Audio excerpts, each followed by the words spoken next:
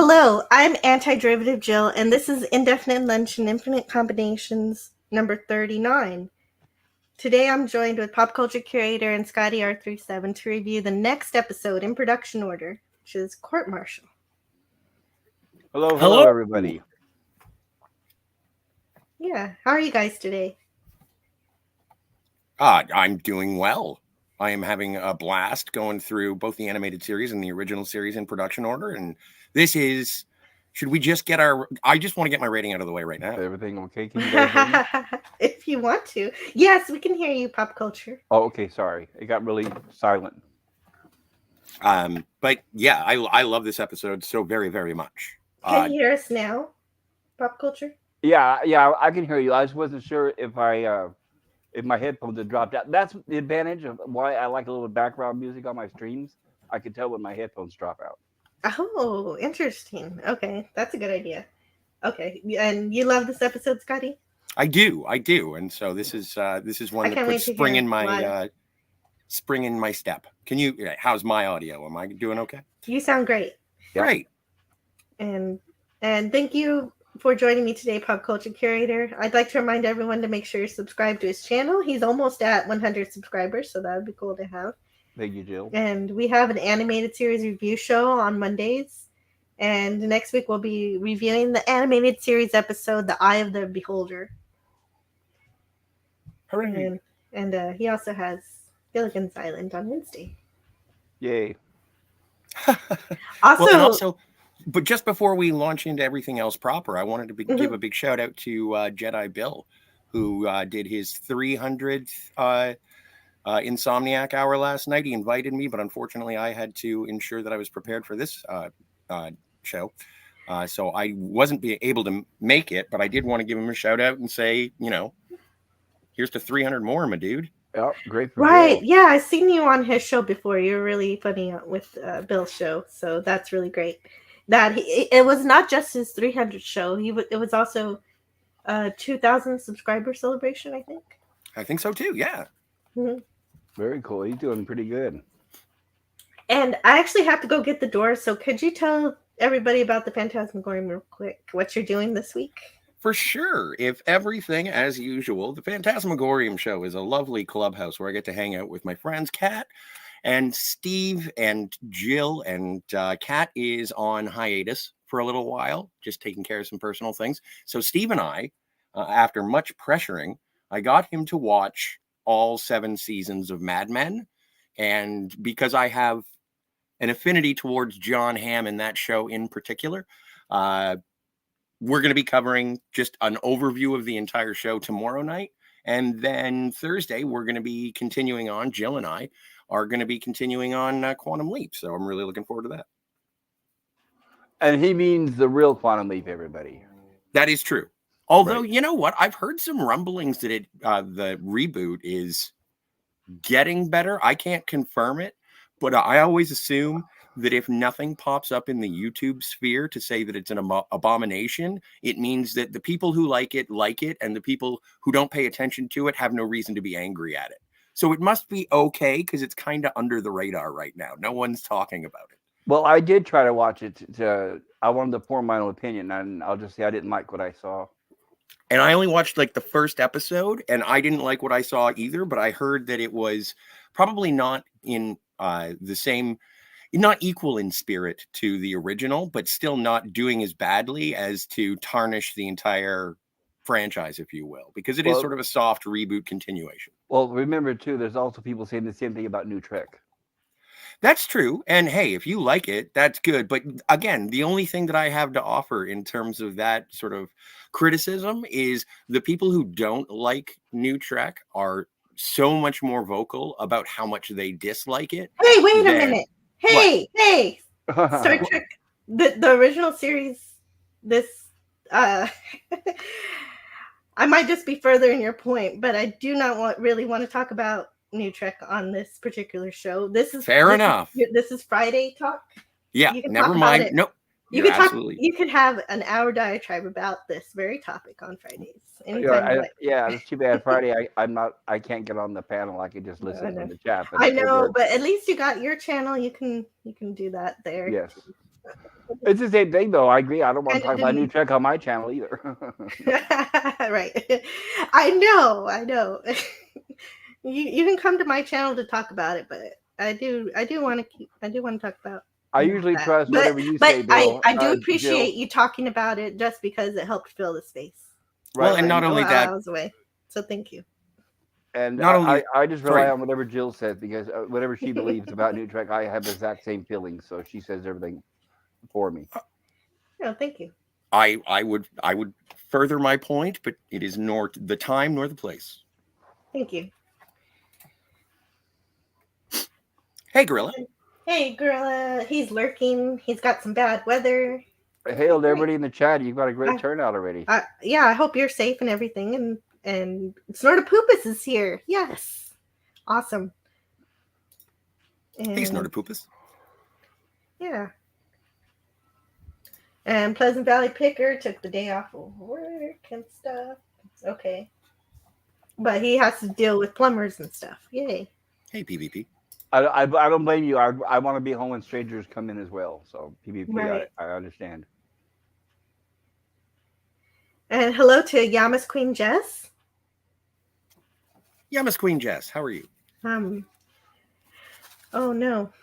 Oh no, Matt G is here. Hit that like. Matt G, hello to Euler Greg and Gorilla's Random Thoughts. And Matt Hello G's to Greg great. and Gorilla. Okay, so for reference to the production of these episodes, I share some things from the Star Trek 365 original series, but if anybody on the panel has referenced material from other things, everybody's allowed to share that too, even if it's from Memory Alpha. Just let me know it's Memory Alpha so we can judge it accordingly. Does that mean that Memory Alpha is like Wikipedia, where just anybody can put anything in there? Yeah, it's about as reliable as Wikipedia. Oh well, then I'm glad I don't use it. But it kind of does consolidate everything. So if you do use it, you gotta back it up with actual text, actual references that actually matter. Gotcha. Not to completely discredit, but there's Memory Beta as well, which deals with true. Beta Cameron. Well, that's Beta even Canon. more wild. Well, yeah, exactly. And so when they do, like Memory Alpha has a really good, like their citations of where they get their information from, like specific episodes. I trust Memory Beta to a certain extent, or sorry, Memory Alpha. I don't think it's as unreliable as Wikipedia. Okay. I'm just got all the hot takes today.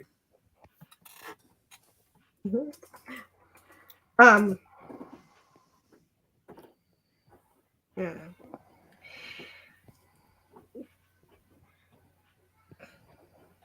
And so, of course, the idea to use this text comes from Maren Briggs. So you guys need to. She shows up on Clobby's channel, Clobberin Times. So you need to all subscribe to Clobberin Times and also read her amazing short stories, which are now available in hardback and paperback form, and Kindle also all together. So now you don't have to buy them individually. But Admiral Teague is here. Hey, Admiral Teague, how are you doing today? Admiral. Oh, if there's anybody out there that was on my stream last night, I'm sorry. When we wrapped it up, I forgot to show the results of my poll, so I wanted to apologize for that. Oh yeah, that's always fun to do. Yeah, it's always fun to forget, isn't it? No, I mean, I know. I do that too. I know. forget. That's why I have it in big text next to me. Close the poll. I need to go back if I can, and I'll post it in the notes. Yeah. Okay, so Court Martial. This episode first aired on Groundhog Day on February 2nd, 1967. The teleplay was written by Don M. Macus. Okay, I can't. Can somebody help me pronounce this name? I don't want to say it wrong. And Stephen W. Katabatzos. Mankiewicz. Minkowitz. Thank you. I think it's Jewish. Thank you. And it was directed by Mark Daniels. So far in our watch through, he's directed The Man Trap and The Naked Time, and he's not done yet. No, he's not. And I love this first shot that shows us we have more than one starship orbiting around this planet, making it really feel more like a starbase. And we begin. In terms of the remaster on this episode, it is rather good. I would highly recommend going back and checking out the originals, because I don't think that there was a second starship, and I don't think that there was that much attention paid to the blown out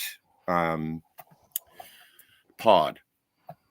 Yeah, I agree. I think so. Yeah, you can see the little bit of metal that's sticking out up there. That's not a mistake. That's the damage. And we start with the captain's log, stardate 2947.3. We've been through a severe ion storm. One crewman is dead. Ship's damage is considerable. I have ordered a non-scheduled layover on Starbase 11 for repairs. A full report of damages was made to the commanding officer of Starbase 11, Commodore Stone. And Commodore Stone is played by Percy Rodriguez. And who I just recently saw in an episode of the original Battlestar Galactica, which was cool. I was hoping you would have something from him. That's great. Oh, this is actually for Commodore Stone and for Sam Cogley. Great. There's some great matte paintings of the planet here, of the starbase. And about this matte painting, the book has this to say. Yes.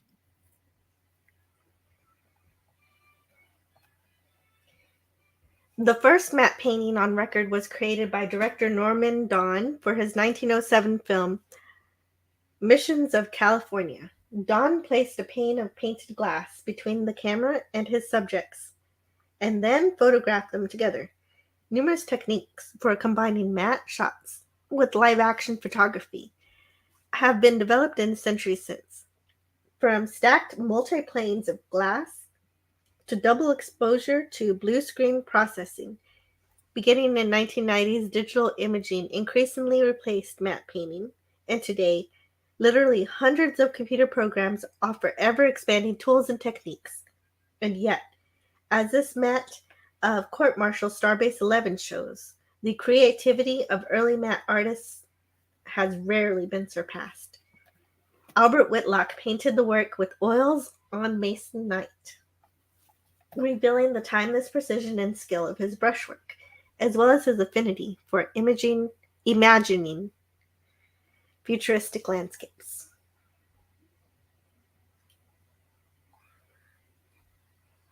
And this was the first episode I saw, says Pleasant Valley Picker. If you can email me a link, please, I'll try to pop on for a while. Okay, thanks, PvP. Jill, I have a question. Sure. When you read from the Star Trek 365, that refers to the TOS before the upgraded special effects, correct? I don't know. Because I know the more I looked into it, I found a channel here on YouTube where somebody compares the old visual effects and the new visual effects. That's pretty cool. Well, the good news and the bad news is, the good news is you can compare and see the difference on some episodes, but the bad news is on some of them they replaced Albert Whitlock's paintings with new CGI backgrounds. Well, did you have any kind of notes on that for this episode? Not this episode. When they show inside an office, like inside, I think it's the Commodore's office, I think. When they're inside of an office, and we'll see the same thing when we get to Devil in the Dark. When they're inside an office, you can see the scenery outside the window. They've replaced the sceneries outside the windows. I'm not sure about. Yes, and sad and interesting, and I'm not sure about this establishing shot right here. That's why I'm starting to doubt whether that's CGI. No, this is the original matte painting that was in the book, so it's going to be the actual painted painting. All right, good. All right. Thank you. Now we'll look more into that. But you know what? There's another scene where there's another background that looks a bit more CGI. That might not be a matte painting. But we'll see it later in this episode. So you can tell me what you think of it. Sounds good. And Snortapoopa says, no, there wasn't a second starship in orbit or visible damage to the Enterprise. And I guess he means the original cut. Yes. Thanks, Snortapoopas. Mm-hmm. Admiral Teague said, we originally only saw 3 ships, Enterprise and 2 by the base. One we see our window. And hello to Dalek451. How are you doing? Hey, Dalek. And Hey, Admiral Dalek. Teague says this episode is between tomorrow's Yesterday and the Return of the Archons in broadcast order. Yes. We're going in production order because we're going through the Star Trek history, the production history of it. And, except for in the animated series, we actually go through broadcast order instead of production. But it's still, I appreciate watching it this way, just in terms of the evolution of the costumes and the development of the characters. And there are things that you get to see that really build upon the previous episodes in production order. Some people swear by the broadcast order, but, you know, different strokes to move the world.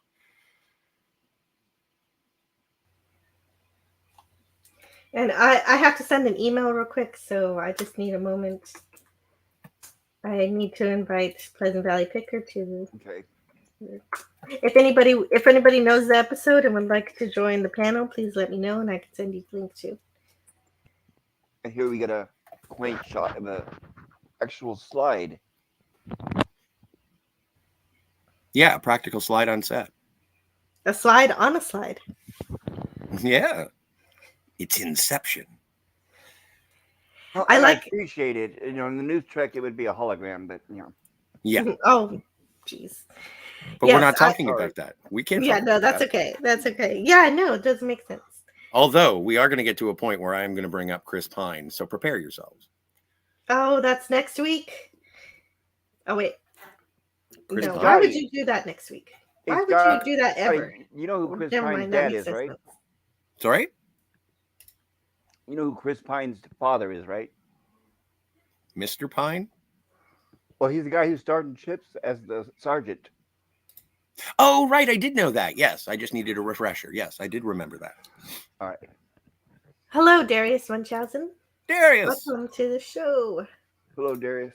Dave G. I don't know if I said hi. Yes, Admiral Teague would like the link. I will send it to you via Twitter, and then we'll continue on with Hail, the Admiral. episode. Hello, Lemon Pie. Here, I really like the screen on the wall that shows how far along the maintenance status is for all of the starships.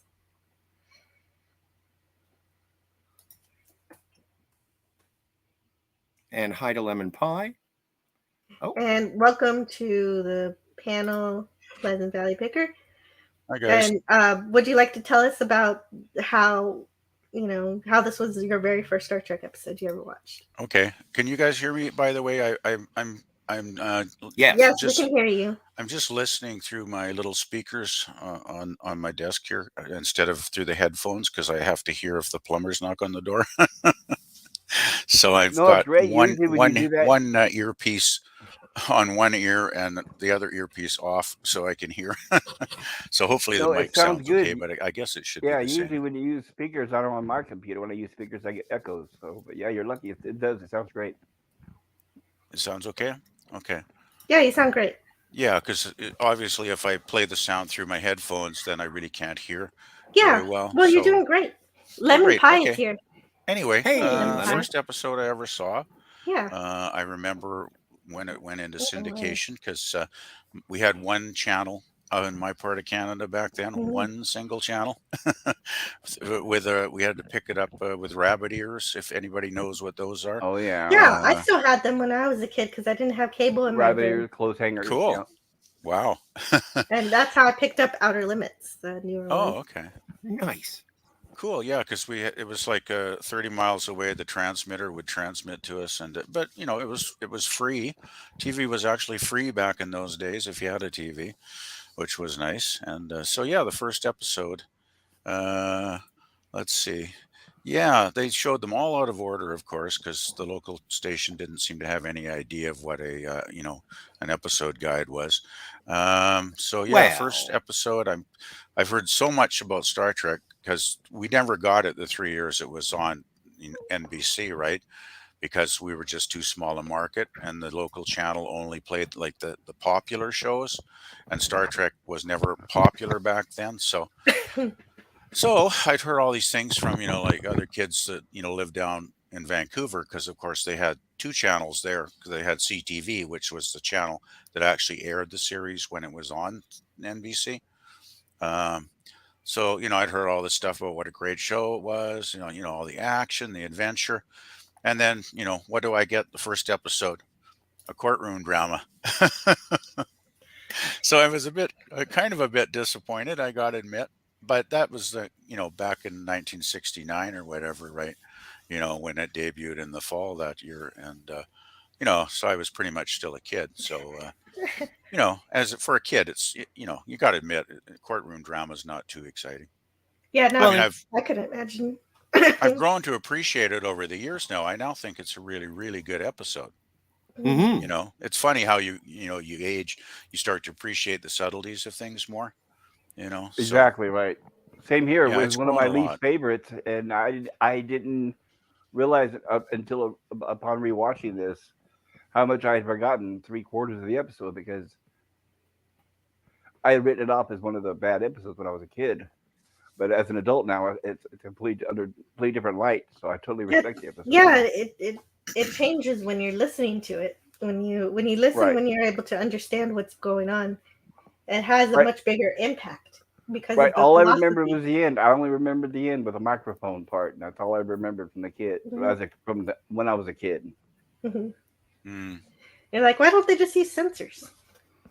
Snort Poopus says. Right. And it was a very clear. I remember that it was a very clear microphone. Even as a kid, I was like, "Well, you can tell that's just a microphone." But Yeah. well. Yeah, some of the props were pretty basic back then.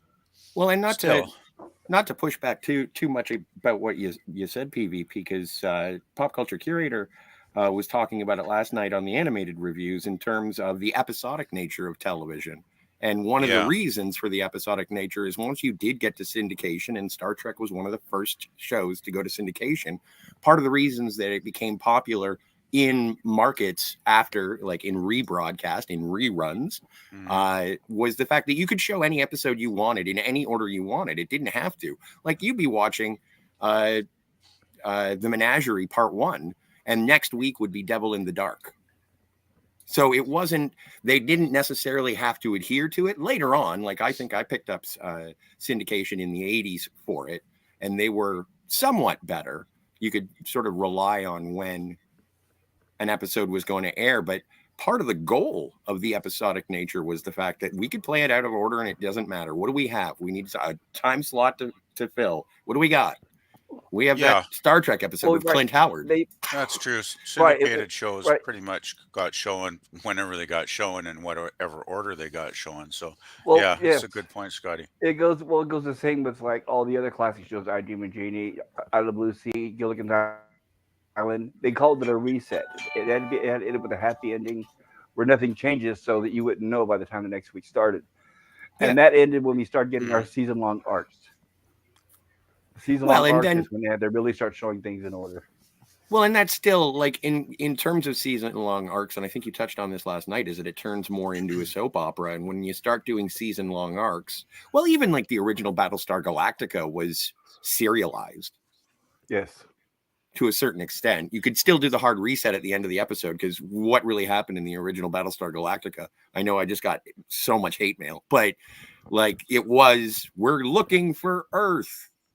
So, and at the end of the episode, that's what they were looking for. That they never found it. It was kind of like Gilligan's Island. What's the goal? We're getting off the island. Did you? No. But we'll try again next week. Right. Exactly. We're going to try again next week, guys. Don't worry. Right. 3 Gilligan movies. Did they actually get off the island in one of those movies? In the movies, yes. And then they took a 3-hour tour. Yes. And ended up back on the same island. And then they got lost again. Sorry, spoilers for Gilligan's Island. But then they opened permanently. Yeah, and then they opened a resort. Yes, and then they played the Harlem Globetrotters in a basketball game. Okay, that sounds. And that really did happen, people. That really did happen. Oh, jeez. Well, all those movies are all still better than that animated series they did. Right. Right, and they are considered canon. Oh my gosh. how loose Yeah, the one Gilligan's thing Island though, canon is. even though episodic TV, I agree with what Scotty said about it. You can show it out of order, and basically you can still, get the episode. But I found, Star Trek. I kind of wish I had seen it in order more, because the characters did develop and grow, and we did learn their backstories bit by bit, even though it wasn't a priority as an episodic show. So I kind of wish, I'd been more familiar with the characters when I first saw some of these episodes, if you know what I mean. Yeah, absolutely.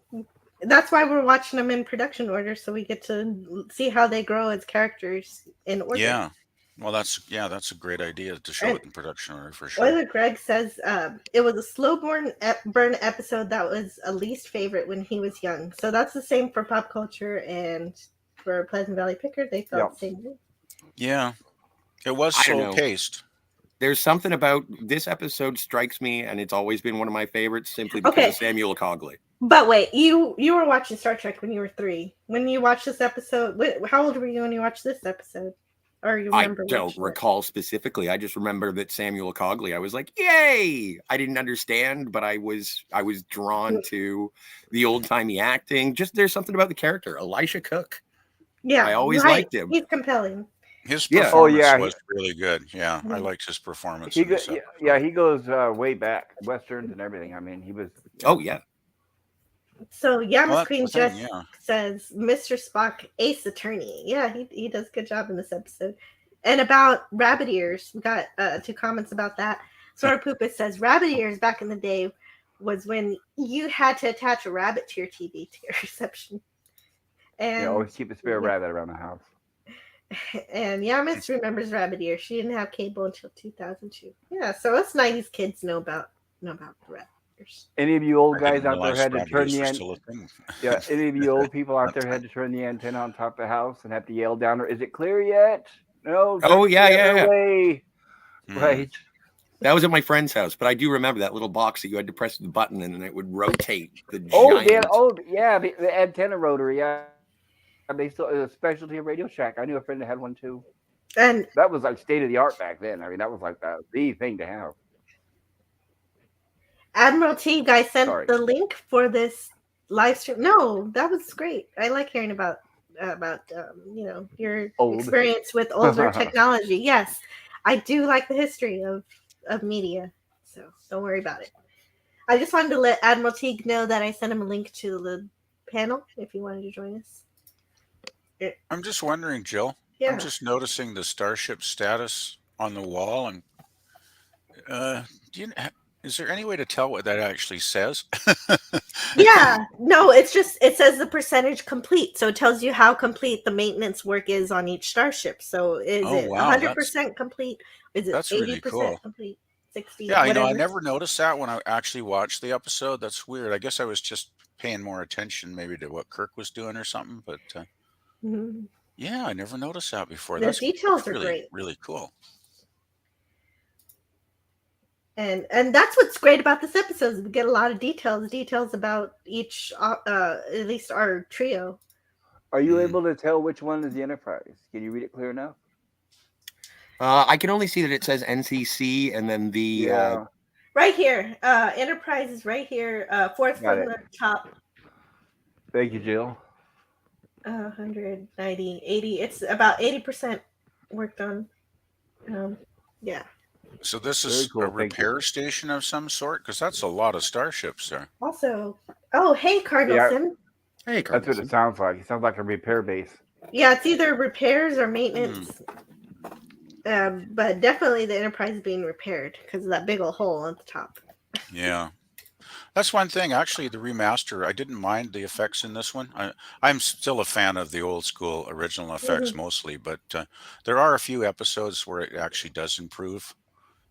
When you get more detail on something like this one and say the Doomsday Machine, for instance. Oh, for sure. Oh, there are improvements. Yeah. Tomorrow was yesterday.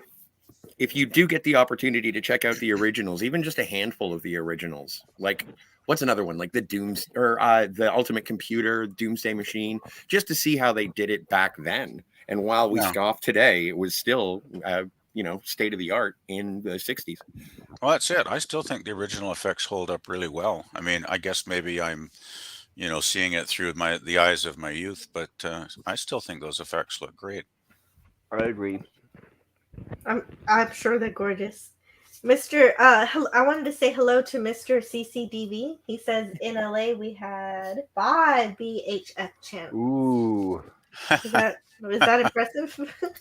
So that means 3. I'm guessing 5 channels, which means 3 networks: ABC, CBS, and NBC, and 2 affiliates, 2 independent stations, probably. Or like us, we had 5 as well. We had the 3 networks, and then we had PBS, and then we had a independent which showed Star Trek and Lost in Space and all that stuff. Well, in Los Angeles, wouldn't you have a Spanish-speaking channel as well? We did. So I'm sure, he probably, Telemundo has been around for a long time. I didn't know if it was called Telemundo. I didn't know if it would be questionable to say it. It's totally we had 1 channel in the 60s, and then we got cable in around 1973, I think it was, in the Valley here. So we had the luxury of 2 channels then, because we finally got the CTV channel. And then they laid all that cable down for 1 channel. That's funny. All that cable. Well, going from 1 to 2 was a big deal, really. Oh, I know. Yeah, if you're stuck with 1 channel, I totally agree. The funny thing was though, back when we had just the single 1 channel, there was actually much better selection of great shows to watch back then than there is now, and I got like 30 or 40 channels, and most of them are garbage, right? Now 57 channels and nothing on. Right. But back then you'd get all the best shows on the local channel, and they didn't have to just fill 100 channels with content, no matter what it is. I just remember the network channels. The network channels, I specifically remember that they were a no-no for kids because all they were all day was soap operas and then news. And then they had a few good things on for prime time. But we mostly watched the independent station. Yeah, the independent channels were better. Unfortunately, I don't think we got any of those back in the 70s. I think we've got like the MeTV channel now, I think, which is the Seattle channel, I believe we get. Right. And but if you started KVOS, which was independent in the 60s and 70s, that but one we never channel got you said it you were getting, that one channel you said you were getting. Do you remember if it was independent or was it a network? You said it showed Star Trek. KVOS was an independent station, I believe. I think it was channel 12 on the dial. That's right. And they got it in Vancouver, right? Because it was a Seattle channel, but unfortunately, in the interior here, the cable companies just didn't, send it to us. So I didn't get to see it. And KVOS was the best channel because they'd have Star Trek on like every Saturday, and speaking lots of Star cool Trek little shows. Cardinal Sin in the chat says, I just saw a video from the Smithsonian Institution Aerospace Museum where they have the original 11-foot Enterprise model that they bought from Paramount in 1967. And I think PvP, you saw that same video. That was the one with Adam Savage from the one we were talking about last night. Mm-hmm. The one where I said I wanted to shoot the camera. Then it was still very just interesting. Kidding, everybody. I don't mean any harm to anybody. It's just that cameraman needs to be at least fired and replaced. Yeah, they did kind of have to keep telling them what to do, didn't they? Oh well. And but also they do focus on that ship the entire time. Well, exactly, and I do understand. Although, and I watched it after, and I thought it was pretty good, and I think that it was not necessarily a cameraman problem. He didn't know what to look for. That's my problem, right? Get us. I'm sure there's plenty of camera operators that know Star Trek and love it. Well, but I don't think it's a matter of loving Star Trek. I think that if I were put in front, like as an amateur, as part of a team that does camera, and then having to be able to photograph the paint and how the paint works, they go into great detail in regards to the paint. And I think that the person responsible for restoring it, she said that there was a guy saying, can I take a picture of it? And it's like, well, you can. It's not going to show up on film. That's how it was designed. So I feel like he was being thrown for loops whenever it was like, take a picture of this. Oh, it won't show up on film. And it's like, all right, well, what do you want me to do? Stop yelling. Well, but there was a few times where they told him, stop looking at us and show it on this, not in those words, but they said, hey, point the camera towards the ship. Yeah. Oh, yeah. Anyway, I thought it was an interesting. The Enterprise is right there. Right. I didn't watch this video, but it Yeah, I sounds highly frustrating. recommend. I posted it on. I retweeted it on Twitter, and also everybody on the reminder. Everybody, I mentioned it last night. There's a great new video of the Galileo 7, where a guy follows along the history of the Galileo 7, how it was acquired. Originally, it went to a blind institute in LA as a plaything, but then it was dangerous because of sharp corners, and they had to put it away Yeah, from the kids everybody. are playing in it. Yeah, and they eventually gave it to somebody who put it on display in their front yard, and a neighbor threw a brick through it, and Oh no! yes, and the kid, but there's pictures crime. of the neighborhood kids playing on it in their Star Trek uniforms, and How all cute. the way up to where it degraded, and then it was eventually restored. So yeah, there's channel Trek Core Yeah, or something. I that's need to look great. that up. I like that. I'll put it. I'm Yeah, glad it I'll was put some links in restored. my channel. But I I really did tweet it appreciate the out. people who restore things like that. Oh, And absolutely. just for a point of order, I apologize, but I'm as a stickler for details as anybody. The shuttlecraft in the Galileo 7 is just called the Galileo. Yes, that's right. Galileo. The Galileo 7 are the Are the 7 crew. crewmen that were on the Galileo. Yes, that's right. Just know that. just for the record. Okay. Just for the record. Thank you. Cheers. I don't mean to be rude. And something we didn't bring up, the reason why we're talking about the Galileo is we just covered that episode, but there was the exterior ship, and whenever we saw the actors within the ship, that was a set, completely separate. So they didn't get inside that prop and start acting and shooting and doing their thing. So when AMT brought it to the set of the Star Trek, they gave them the exterior model plus 3 walls, which was the interior of the ship, 3 and a portable 4th wall. So they actually got 2 pieces to that. And Snortopoopa says the registry numbers on the chart later became canonical numbers for the Enterprise's sister ship after TOS was off the air. That was unusual and wasn't universally accepted. Well, and it's a similar situation with the insignias on the uniforms. When you see Commodore Deckard in the Doomsday Machine, or you see, even Commodore Stone here, everybody had a different sort of badge. I'm not sure what happens in the lounge in this episode if they're wearing different insignia. We will see. But that was something that was consolidated as Star Trek went on, and even Gene Roddenberry said, no, that was just production error. Like, it was all supposed to be a Starfleet Delta that wasn't specific to the Enterprise, if I recall correctly. From what I've been reading here in this Inside Star Trek is originally they were kind of flying by the seat of their pants, and it was just anything, and it was one insignia or it was a different insignia.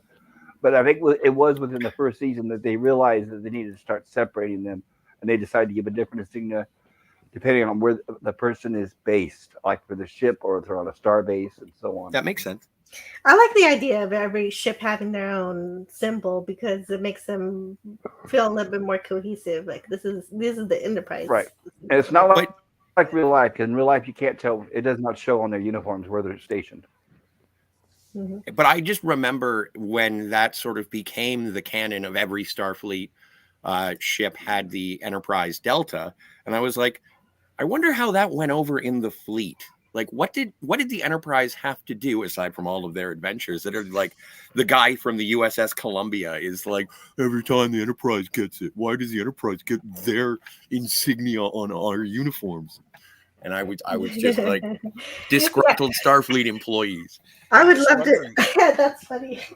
I'm just wondering, though, there were episodes like the Omega Glory where it was Captain Tracy, the crazy guy. Oh, yeah. His insignia was totally different. Yeah. It was like a rectangle type of insignia. Yeah, and so far that's what they're doing. So I'm just wondering how many other episodes when we saw other ships, like in the Ultimate Computer, did the captain on that other ship, did he have a different insignia? I can't remember now. Yeah, in this episode, yes. Captains from other ships have different insignias. Okay. And Snortopoopa says most of the extras in the lounge were wearing the Delta. And Mr. CCDV says, can you believe that the command uniforms were supposed to be green? And speaking of which, in this episode, Kirk wears his green shirt with gold braiding instead of his usual shirt. I love the wraparound. I know other people don't, but I love it. Yeah, I think it looks great. You know, I realize I think it looks like a number of episodes where he wore this green uniform. Yes, I think it's kind of like a casual thing. Mm-hmm. I like how they make it a point to note that Spock is late with the computer logs. Unless you had something to say about the uniforms, Scotty? I don't know. Oh, I was just going to say it's a nice for future Trek iterations when in A Mirror Darkly, part 1 and 2 on Enterprise, you get to see Bakula in this uniform showing it off, like mirror Archer, but still, it's cool to see it return. Yeah. So nothing shows something is wrong than when Spock is late. True. And for the first time, we have Kirk explain what happened during the ion storm. They were on a red alert, so as the storm worsened, Kirk had to jettison the pod, which is apparently an event that causes death. And Spock makes it with the computer log, but before he can explain his tardiness, Commodore Stone takes the data card, puts it in the computer. Then the teenage girl comes in to yell at Kirk for killing his father, calling him a murderer, and crying. Yeah, right. And this is the first time that I'm gonna, I love William Ware Tice's costumes, but this one's ridiculous. It's ridiculous. Right, she's straight out of a '50s prom, except make her shiny. Except yeah, so it's like, the hairdo. Right, even the hairdo. Right, I mean, yeah. Right, I mean, seriously, it's like right out of a prom from the 1950s, except make it shiny. Yeah, yeah, it's not the best. It's like she's an older actress, and they're struggling to make her look younger than she is. Well, they did. Yeah. Her name is Jamie, and she was named after Kirk, so we know that there's a past friendship here. We get to see Spock's reaction to her strong display of emotions against Kirk. And Spock's instructed to help her leave. That's a flattering pose. Yeah, right. More choice stills there, Jill. She's angry. She looks like people watching Star Trek Patrick Stewart. Oh no, he said it. Hey, okay, well at least he said the right way. Yeah. And Spock actually looks concerned here. It's like he's showing a little bit of emotion almost. Well, he knows how to be gentle, so he's being gentle with her. Yamas Queen Jet says, wasn't the Enterprise the flagship of the Federation? Yes, the Enterprise is the flagship. It is the flagship, but I'm not sure if that's been established yet at this point. No, it's not. It hasn't been. Not yet. Yes. It definitely is. Yeah, it is. But again, and when I'm making fun, I understand that it's the flagship of the fleet, and that's why they adopted it fleet-wide. But still, I'm on the Republic, and I'm like, I liked my old insignia. I agree. Sort of Poopa says, the green tended to photograph gold on early shirts. The later wraparounds and dress uniforms photographed truer to their actual colors. Yes. And hello in the chat to Kronos. Hey, Kronos. Yeah. And Mr. CCDV agrees. The color wash in the early seasons gave us gold uniforms.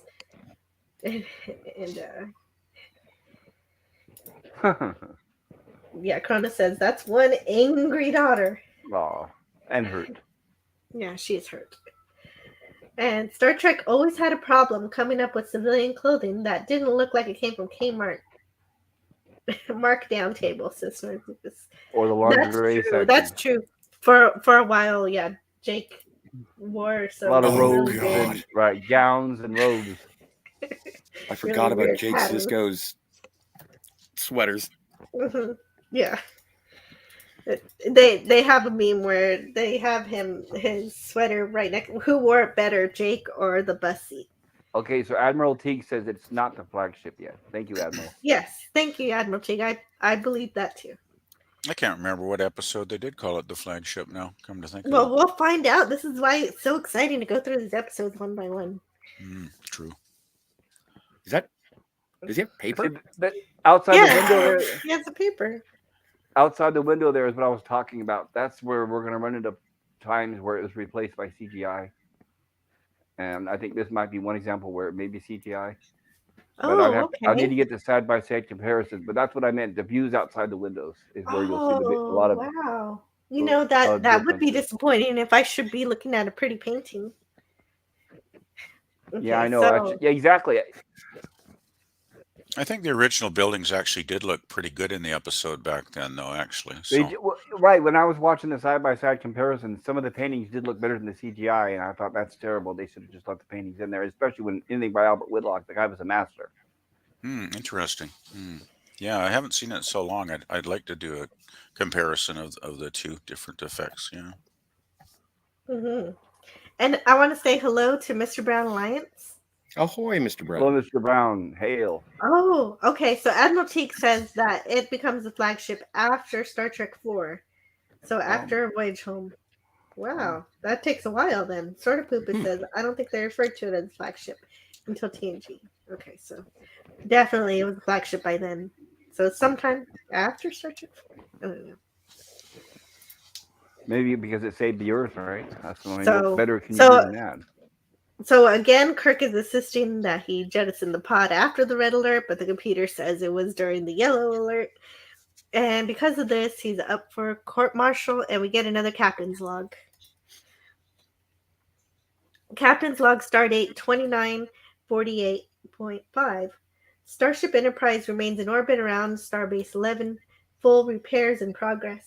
I've been ordered to stand by on Starbase 11 until the inquiry into the death of Lieutenant Commander Finney can be conducted. I'm confident of the outcome. And here we get to see Kirk and McCoy go to a little Starbase bar area. Kirk tries to socialize with his former Academy classmates, but they're outraged about what they heard about Finney's death and seem to know about how Kirk was implicated in it. Okay, so we got the deltas. Oh, yeah. Yeah, a lot of there's them. deltas there. There's lots of deltas. Yeah, they're all deltas. Oh, wow. I love this scene, Maybe by they're the on way. shore leave. I think it's a You great figure- scene when they go into the lounge and everybody's like giving Kirk the cold shoulder. They are. It's like you're persona non grata here, buddy. We don't want to deal with you. And I love how Bowen's kind of sticks up for Kirk. Hey, Herc. Oh, and Herc is here. He's driving. Drive safe, Herc 130. I have a note about this set. Oh, please. Actually, please tell us. Producer Gene L. Kuhn contacted writer Don Mankiewicz with a proposal to write a compelling dramatic story which can be filmed using a single and easily constructed set. Read between the lines, they were already being told to cut the budget in season 1. All right, for the final episode, of course, 4 new sets were constructed. Commodore Stone's office, Kirk's quarters on the Starbase, the bar lounge, and the courtroom itself. Mankiewicz came up with an idea of a courtroom drama and wrote Court Martial on Starbase 811. The script needed to be heavily rewritten, but Mankiewicz was not available further, so story editor Stephen W. Karabatsos got the job. It was Karabatsos who shortened the title to Court Martial. So, yeah, and I was just reading from Inside Star Trek this morning. Yeah, they were already getting... Here's the problem is the 2 big flagships for NBC that year was Star Trek and Mission Impossible. And the problem is Mission Impossible kept running over budget because both shows were given the same budget and told to shoot everything in 6 days or less. Star Trek was able to do that. Sometimes they ran over to 6.5, but they never ran over budget.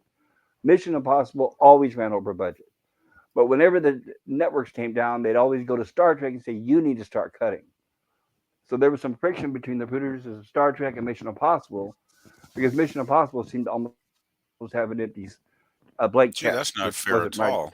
I mean, Mission Impossible was a great show. No, it wasn't. But that's why, in fact, I was reading, they dramatically Did you cut say it was a great show and then no, it wasn't? No, what I'm saying is it was a great show and no, it wasn't fair. Then I was agreeing to what Oh, said. okay. Gotcha. Yeah, I mean, Star Trek really got the shaft there, really. I mean, they shouldn't have got their budget cut just because Mission Impossible couldn't, do things properly. And what's sad is Star Trek got the budget cut for season 2 and then got it cut even further for season 3 when Fred Freeberg came on board. Yeah, it definitely Well, became yeah, noticeable. we'll definitely by get season into 3. Friday when we get there for sure. Continue. Also, Gorilla's Random Thoughts is also going home. Be safe getting home. Be careful there, sir. And Admiral Teak says that allegedly the alternate insignias are for Starbase duty. Maybe. Okay. That makes sense. That's Well, I was something to thinking look too. I into. mean, if the ship's under repair, some of the crew member might be on shore leave there, because they're relaxing. They're not needed. The ship's being repaired. Mm-hmm. I'm just wondering, it wasn't Mission Impossible and TOS, they were both produced by Desilu, right, at that time? Correct. That's just it. It was a So, big gamble. yeah, I'm just wondering, why didn't Lucille Ball, put her foot down, so to speak, and just tell the producers of Mission Impossible to, Well, try and come within budget, because It Mission wa- it Impossible wasn't- was a far superior television show in terms of viewership. Like Oh, it was a the hit, original yeah. Mission Impossible went on Yes. for 7 seasons. It was a hit. Yeah. And Star Trek was jumped because as Pop Culture Curator has mentioned several times, it was a very expensive show to produce, and it wasn't garnering the attention that Right. the budget Yeah, it was warranted at the not a hit time. show. And that's like when you go back to the original production of Star Trek and talk about how they were bumped around the schedule so much and ended up being dropped on Friday night. There came a Yeah. point where people just stopped caring, and also because Mission Impossible was more popular. It was very popular, was. actually, I remember. Yeah, Mission Yeah, Impossible. and it's a fantastic show, in the right? And I'm 60s. not knocking Mission Impossible. It's a great show. Oh no.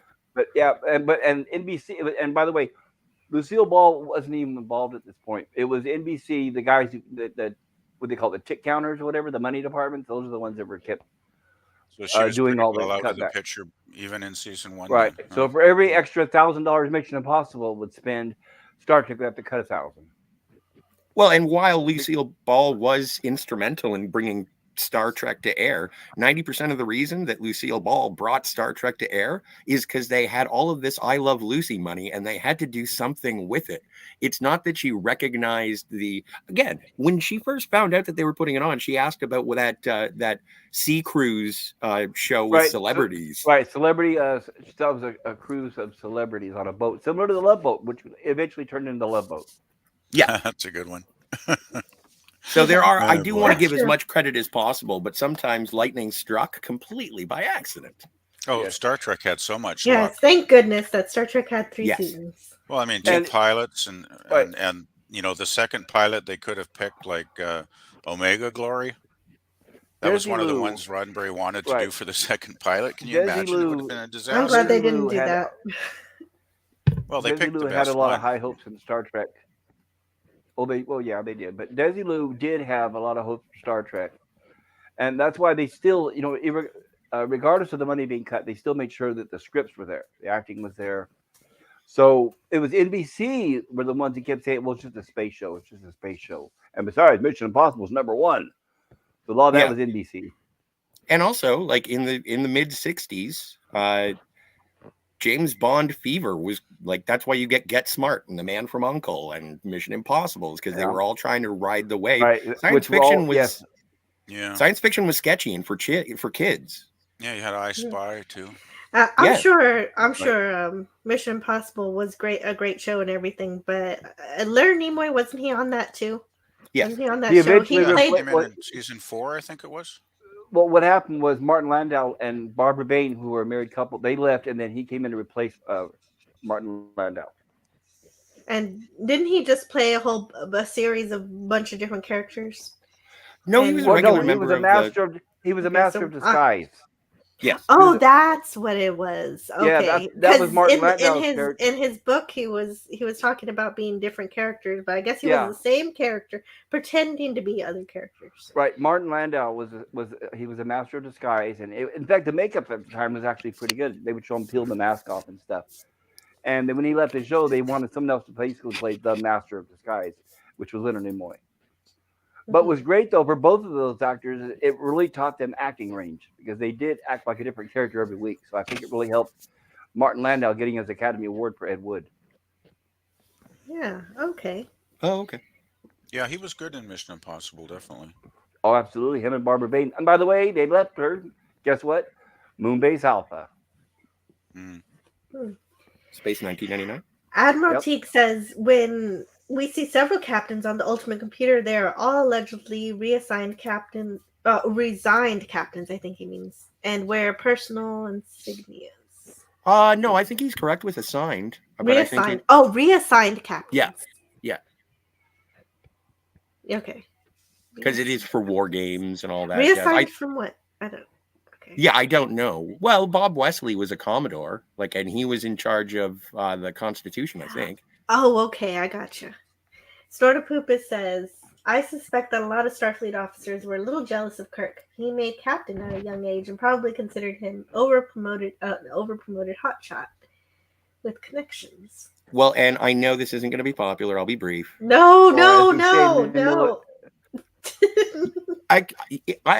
I'm talking. Okay. Thank you. All right, fine. Forget it. I don't want to bring it up. Okay, thanks. In Captain Kirk was military. born We call them Iowa. brown noses.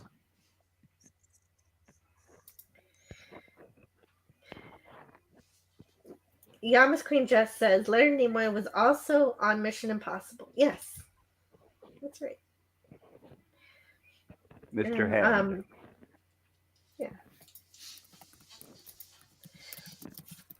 So. Yes, that's correct, Yamas. Oh, and a Commodore is an admiral. Thank you. So, Ariel Shaw enters the bar in a green dress. She's played by Joan Marshall. And there's a strange... she has an interaction with McCoy where he says, all my old friends look like doctors, and all of his look like you. That's a good line. Yeah, it's huge. McCoy, he's slick with the women, all right. Mm-hmm. Yeah, McCoy's quite a charmer, actually. You know, got the eyeshadow and everything. He does. That's quite a dress. It is. Very psychedelic. Mm-hmm. Maybe she's on her way to Eden. Oh, jeez. Oh. Yay, brother. That'll be fun. Back in Stone's office, the Commodore is trying to keep Kirk from having to go through a court-martial. So he has this whole big thing. They're talking about the background between Kirk and Finney when Finney was an instructor at the academy. However, that friendship didn't last long because when they worked together on the United States, not the United States, when they worked together in the United Starship Republic, Kirk says, it's no secret. We were assigned to the same ship years later. I relieved him on watch once and found a circuit open to the atomic matter piles that should have been closed. Another 5 minutes, it could have blown up the ship. I closed the switch and logged the incident. He drew a reprimand and was sent to the bottom of the promotion list. And so Finney blamed Kirk for his lack of promotion, and Finney was already behind due to his teaching, and he believed this action made it worse. Finney was sent to the pod because his name was next on the duty roster and nothing more. Kirk says, he may have blamed me that he never rose to command a ship, but I don't assign jobs on the basis of who blames me. It was Finney's turn, and I assigned him. Mm-hmm. He had just checked in with me from the pod when we hit the leading edge of the storm. Not too bad at first. I signaled the yellow alert. Then we began encountering pressure, variant stress, force 7, the works. I finally signaled a red alert. Finney knew he had a matter of seconds. I gave him those seconds and more, but apparently it wasn't enough. And of course, the computer log doesn't agree, and it says that Kirk jettisoned at the yellow alert. And Mr. Spock ran a survey to see if the computer could be wrong, but Kirk says it's next to impossible that that's the case. And the Commodore tends to agree and believes that this evidence is solid, so he tries to give Kirk a way out. He wants to bury the whole incident to avoid a court-martial because there's never been a starship captain who's ever gone under one, so he doesn't want Kirk to be the first. And he wants to send Kirk to work on ground assignments. And Kirk, of course, doesn't really want to do this. He even calls, Commodore Stone even calls Kirk an evident perjurer, covering his cowardice. So thus being disparaged, Kirk stands up for himself, reiterating his innocence, but Stone throws back the computer evidence, saying that computer transcripts don't lie.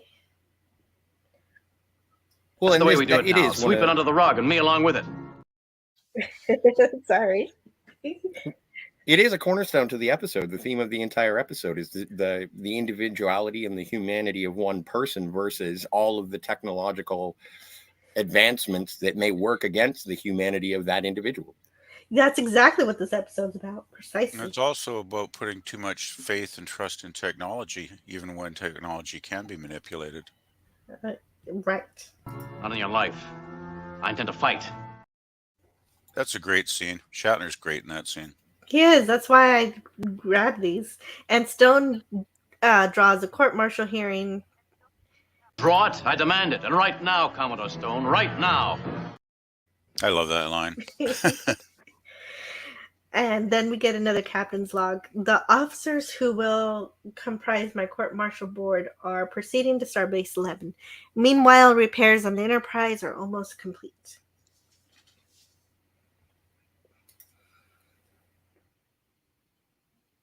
And those are the scenes. Okay, so this looks like it's a CGI of very much so. Very much so. Yeah, like there was no planet in the sky like there is here in the original, but the buildings look very, very similar to the original buildings. If my memory is serving me. Right, they did. Well, they kept them similar. But yeah, this entire shot of CGI. Yeah, but there's definitely no planet in the sky. Yes. No, there was no planet in the original. Yeah. But there was a planet at the beginning, so it's matching what they did at the beginning of the episode. So that's where that comes from. So that's part of the new special effects.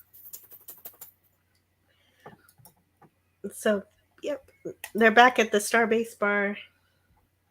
Kirk goes to the table with Shaw and kisses her hand. He hasn't seen her in 4 years and 7 months, and she's been counting. Jim just wants to enjoy her company, but she's all business and wants to help him by suggesting that Kirk use Samuel T. Cogley to defend him. In fact, she basically sets him up with Cogley.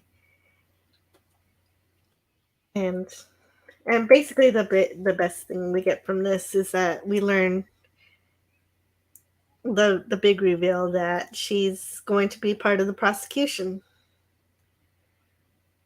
I'm just wondering, Jill, since she's part of the prosecution, is it a conflict of interest for her to tell Kirk about Cogley and recommend him as his defense lawyer?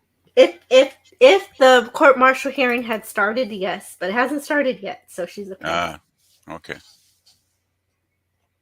She knows, she's a lawyer. She knows how to skirt around things. And I have to do my very best to have you slapped down hard. She must still have feelings for Jim to have helped him like that, I would think. Exactly. And so Kirk meets Cogley, and he's the best. Great shot. He has set himself up in Kirk's room to help defend him more closely. But if Cogley moves in, so does his books. Kirk is baffled, explaining that a computer will take less space. And Cogley agrees that they have all the legal precedents, but he doesn't use them because he uses his books instead. Well, What's the matter? Don't you like books? Oh, I like them fine. I wonder what kind of I keep doing that systems to you, you Scotty. I'm sorry. it's fine. I don't mean to. Books, young man. Books, thousands of them. I like how you're keeping the clips short enough so that we're not going to get struck. Yeah, that's my idea. Well, actually, those two particular clips I clipped a long time ago for some other videos I was doing. Nice. So I had those ready. He says that you more readily find the law in books.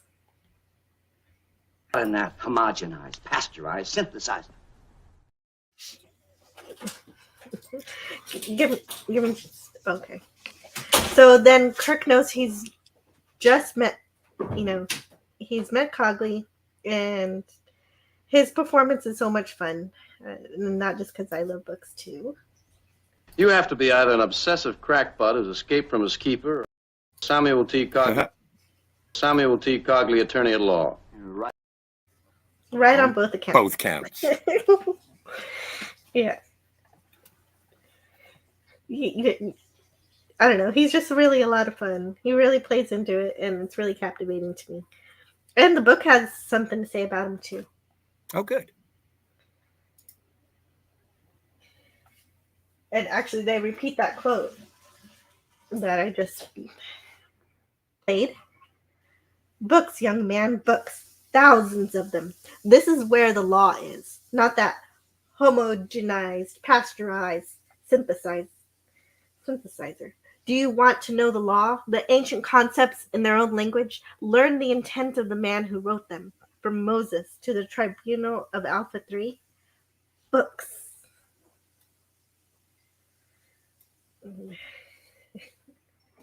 And oh wait, it has more. Hold on. That actor, Elijah Cook Jr.'s portrayal of attorney Samuel T. Cogley would be nothing less than scene stealing is hardly surprising. During his 60-year career, Cook managed to hold his own opposite such heavyweight actors as Humphrey Bogart in The Maltese Falcon and Alan Ladd in Shane. He was also lauded for dozens of equally challenging roles. It's easy to believe that Cook is speaking for both himself and Cogley when he delivers the speech, championing the value of books over computers. And not surprisingly, the episode built around his character features the most prominent appearance of the ancient paper artifacts. Features the most prominent appearance of that. This is kind of oddly written. That ancient paper artifacts making all of Star Trek. Kirk reads the accusations against him on printed paper and soon finds his quarters crowded with stacks of law books. Ultimately, Spock's riposte to the accusations is tangible proof that the computer was wrong, while Cogley's books were right. The message may be even more relevant today in our internet-driven world than it was in the 1960s, but Kirk at least seems to have taken it to heart. In Star Trek motion pictures that feature the original crew, we learn that Kirk subsequently gains an appreciation of the real leather-bound books. In fact, Spock gifts him a precious copy of A Tale of Two Cities in Star Trek II, The Wrath of Khan. Another classic aspect of Court Martial is its plotline, which is reminiscent of the lavish Cecil B. DeMille film, Reap the Wild Wind. In that film, John Wayne is accused of wrecking his ship, and a missing woman is assumed to have been killed in the wreck, just as Kirk is accused of destroying the pod containing Finney. Although Paulette Goddard, the ship's owner, is Wayne's accuser, she falls in love with him, just as Kirk's prosecutor, Ariel Shaw, seems to retain a soft spot for her old flame. And, as in Court Martial, the story ends in hand-to-hand combat, although Wayne's final showdown is with the giant squid.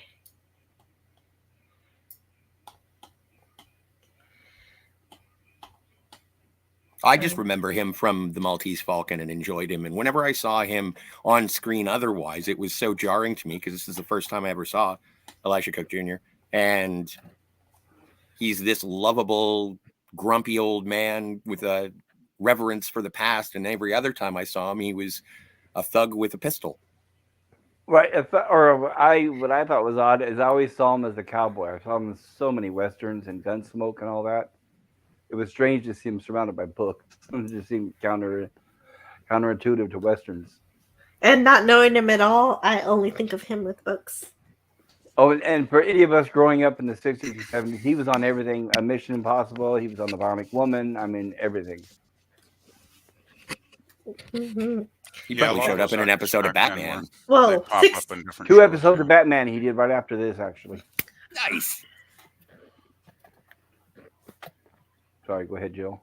Oh, no, that's okay. I just noticed 16 comments happened while I was reading. Oh, go for it. Stone being a redshirt officer would be considered a desk-bound paper pusher by Kirk. And Daniel's Hot Topics is here. Hello, Daniel. Hey, Daniel. He says, Captain Kirk is awesome. I hope he comes back. Hail, Daniel. Okay. Sorry, Daniel, we're not allowed to talk about other iterations of Captain Kirk. I've tried twice. It won't fly. It won't happen. I don't mean... Okay, I should let you talk. I'm sorry for being so mean. Well, and... Hang on. No, you keep going. Snoopy wants to yell at me for bringing up Chris Pine as well. There's only okay, one. I got Snoopy on my side. Yes. And that's William Shatner. Snoopy was always on your side. Great. Cardinal Sin says, I love how in the remastered episodes you can really see the soft focus that they put on the women as opposed to the male actors. And Snorta Poopus says, what would be a conflict of interest is Starfleet assigning her to the court-martial team when she had a previous personal relationship. They probably didn't know, and Shaw didn't mention it. Yes, that part is the problem there. That's a good point. Yeah, maybe a clandestine relationship. Yeah, very good point. Or I the hope Greg. you guys But can't then hear if that's that the noise. case, if They're that's the augering case, next door, I think. Yeah, I could kind of hear it, but it's fine. Yeah, it's Barely. kind of a rumble. I I don't know didn't why hear they it. didn't come to my apartment first, actually, I because that was wouldn't the have end of the noticed hall. it. It's weird. Yeah. I didn't wouldn't have know. noticed if you hadn't brought it up. Exactly. If it gets That's too what I was noisy, gonna say. if it gets too noisy, I'll just turn my mic off. If it gets too bad, So Okay. I don't Oiler want Greg. to, I don't want to mess up the stream. So Yeah. Oiler Greg says the cost of bringing books that far would be incredible. I think what they're saying is he carries them around with him everywhere. Yeah, he does. I'm sure he does. And he's got his own room where he keeps them. And those are all very old books, so he's very old he, fashioned. he teleports them in stacks. Yeah. Or transports. Herc 130 says he failed math. But honestly, what we were talking about a minute ago, if Kirk and her had a past relationship, then she should have recused herself and admitted that to the judge. True. Yeah, that's true. Because if they find out later on, she could be disbarred. Oh. At least in today's standards. I don't know about Star Trek. Yeah, I don't know either. But Storpoopa says, I bet Cogley had some sun-baked play tablets with Hammerby's code in the original cuneiform. Yeah, he probably did have some stone tablets. Or clay tablets. Herc says 3.5 disc. So 1990s. 1990s and 1967. That's pretty good. Oiler Greg says Kirk versus Giant Squid would have been an epic ending for this episode. Oh, that's true. I can see that in TAS. Right? Well, I think some characters next week can have some tentacles.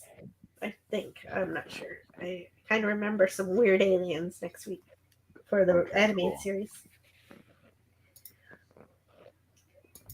And Snortopoopa says Snoopy is a wise hound.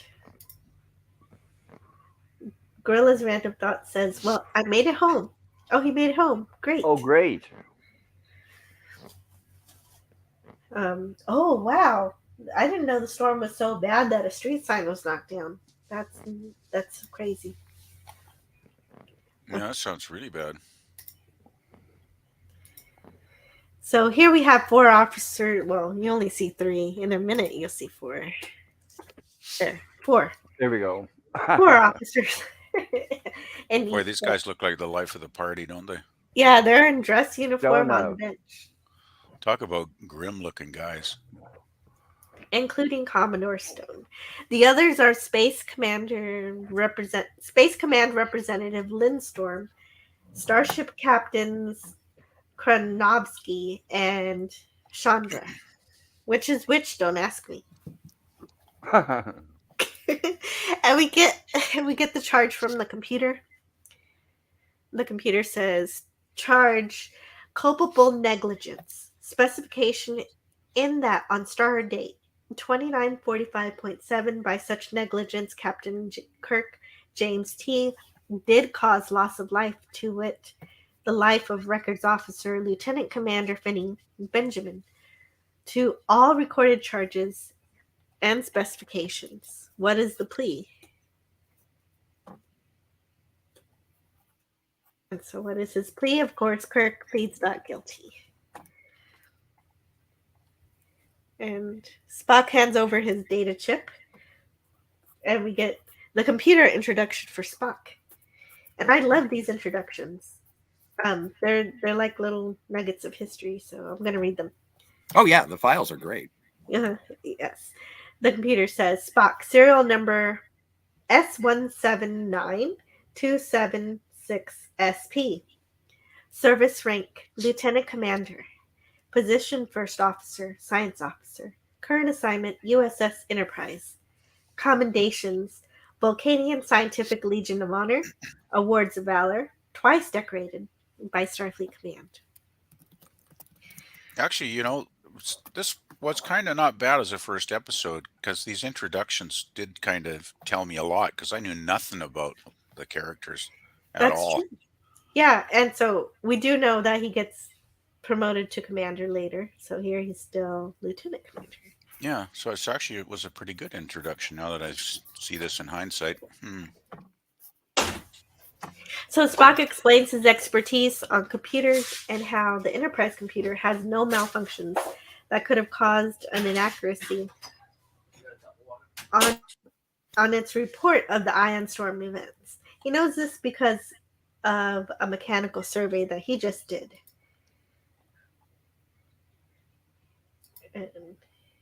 But even still, even though he says there should be nothing wrong with the computer, Spock knows the computer's wrong, because it reports that the jettison button was pushed before a red alert.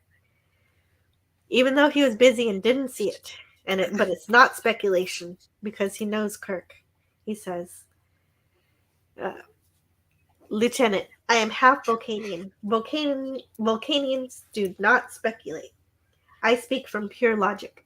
If I let go of a hammer on a planet that has a positive gravity, I need not see it fall to know that it has, in fact, fallen. Gentlemen, human beings have characteristics just as inanimate objects do. It is impossible for Captain Kirk to act out of panic or malice. It is not his nature. And that's one of the great scenes in this. And they're still calling it Vulcanian. Yeah, instead of Vulcan. Yeah. Oh, and Admiral Tink says, I think they're unconcerned with who slept with who 4 years and 7 months ago, because it's the future. That's fair. It's not like they were getting married or anything. Although Greg says, ion storm damage to Gorilla's area as well. Jettison the pod, Gorilla. Oh, great. Herc 130 says, I made it to work. Told my secretary I was in a meeting, closed the door, and turned on your show. It's good to be the boss. Wow. Yes, Boy, it does sound good. Wish I could do that at work. That's a great honor, Herc 130. I'm glad to be your business meeting. I could do that at work, but I wouldn't last very long. That's why it's good to be the boss. Yes, it is. Cardinal Sin says, you have an odd number of judges, so they don't deadlock. Well, you have to have. And Sort of Poopus adds, in another example of division color mystery, Krasnovsky is wearing a blue jacket. Science vessel captain. Yeah, that's a good suggestion.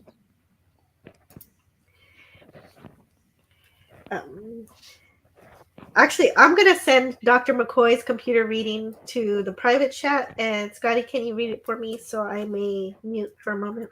For sure. Great. The computer goes on with Dr. McCoy and says, service rank, Lieutenant Commander, position, ship surgeon, current assignment USS Enterprise, commendations, Legion of Honor, awards of valor, decorated by Starfleet surgeons. Stop. Okay, wait a minute. You're a way better computer than I am. Good job. Thanks. Decorated by Starfleet surgeons. I wonder what that means. And while I did that, The Christmas prank. I noticed I skipped over the ensign. The only thing she did was confirm the old story that Kirk was the one who reported Finney's error all those years ago. So just confirming the old information. And find this marks the only appearance of the female Starfleet dress uniform. Oh, well, yeah, that's cool. But I find this actress to be the worst. Differences between this Wait, uniform what's the and worst? I find this actress who's on the stand currently, there was something always about her that I was just like, can we get an actress, please? I don't know who this lady is, but she's not an actress. I just found Maybe that's not why she was hired. Oh, that's a possibility as well. But I just found even when she's walking away after testifying and she does this sort of weird, shuffly, half-hearted shrug being like, I'm so sorry. And it's like, no. But this is another example of an episode where everyone is doing their jobs. And I love it. Yeah, me too. Yeah, the key differences between the Starfleet dress uniform that she's wearing, Joan Marshall, is a standard uniform, the standard female uniform, this one has a satin-like sheen, a gold braid on the edge of the collar, and a longer skirt length. I just want to add, I think McCoy's uniform here looks pretty darn cool. I don't think we ever see it in another episode, do we? Oh, yeah. I think Journey to Babel. Yeah. Is this the same one in Journey to Babel? Oh, the fancy dinner party. Okay. Yes, I think so. Okay. But yeah, I like that. It's kind of almost like a jacket, kind of, with a zip. Yeah, I think it's a dress uniform. Yeah, it looks cool. I like it too. In this instance here, his expertise on psychology is what Shaw is asking about. She concludes that Finney's hate could have seeped into Kirk, stirring up similar hatred in him. And she says, then I ask you, is it not possible that Captain Kirk became aware of Lieutenant Commander Finney's hatred towards him? And perhaps, even involuntarily, began to reciprocate? And so, just like Spock, McCoy disagrees with this assessment of his captain. And finally, Cogley calls Captain Kirk to the stand next. Well, and he doesn't have any questions for any of the other witnesses, too, which is kind of fun. Can you be the computer again? I want to hear you do it again. This one's a little longer. Let's see. What do we got? All right. So the computer goes on. James T. Kirk, serial number SC937-0176CEC, service rank captain, position Starship Command, current assignment USS Enterprise, commendations Palm Leaf of Axanar Peace Mission, Grankite Order of Tactics, Class of Excellence, Pantera's Ribbon of Commendation, classes first and second. Stop. Yeah, Shaw wants it to stop because it's taking too long. So I love Cogley's response. Cogley, he says, I wouldn't want to slow the wheels of progress. But then, on the other hand, I wouldn't want those wheels to run over my client in their unbridled haste. And so he notice how uneven those lights are. He gets the computer to go on a bit more. Oh, in terms of where they're located, as in the. You can tell it's handmade, right? They would be perfect if it was right, which is quaint. I like it. And the computer goes on. Awards of Valor, Medal of Honor, Silver Palm with Cluster, Starfleet Citation of Conspicuous Gallantry, Karagite Order of Heroism. Stop. Yeah, and so it doesn't even finish. Enough. How long would this list have gone on if Cogley didn't stop it? That's what I want to know. It would have been a two-parter, Jill. Yeah. Well, they should have showed Kirk say, no, let it continue. And I think that they reuse this in Measure of Man for Data. So all that I think stuff so too. Yeah. all that stuff they just listed, he's wearing a badge for on his chest right now. Right. I like Kirk's uniform here too. It looks pretty sharp. It does. And so Kirk explains himself regarding the incident. He says, firstly, I'm at a loss to explain the errors in the extract from the computer log. We were in an ion storm. Everyone here in this court knows the dangers involved. I was in command. The decisions were mine, no one else's. Charges of malice have been raised. There was no malice. Lieutenant Commander Finney was a member of my crew, and that's exactly the way he was treated. It has been suggested that I panicked on the bridge and jettisoned the ion pod prematurely. That is not so. You've heard some of the details of my record. This was not my first crisis.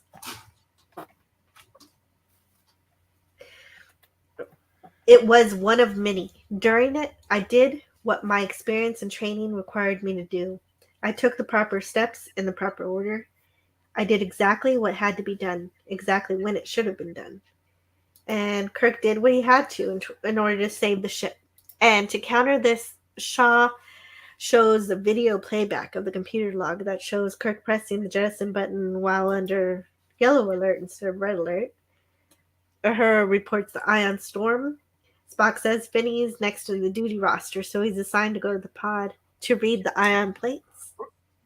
Right. When they show him push this button, what they're implying is digitally altering the film and what they see, which is a hint to what we actually have now. And one of the fears we have to worry about. That's right. We definitely do have to worry about that now. Yes. Right there, that's digitally altered by the record keeper, obviously, which we'll get to later. Yes. Yes, and that's what Shaw's interested in this, but she doesn't know it's an alteration of the video. Correct. Kirk keeps saying it didn't happen that way. And we get another captain's log, stardate 2949.9. The evidence presented by the visual playback to my general court-martial was damning. I suspect even my attorney has begun to doubt me.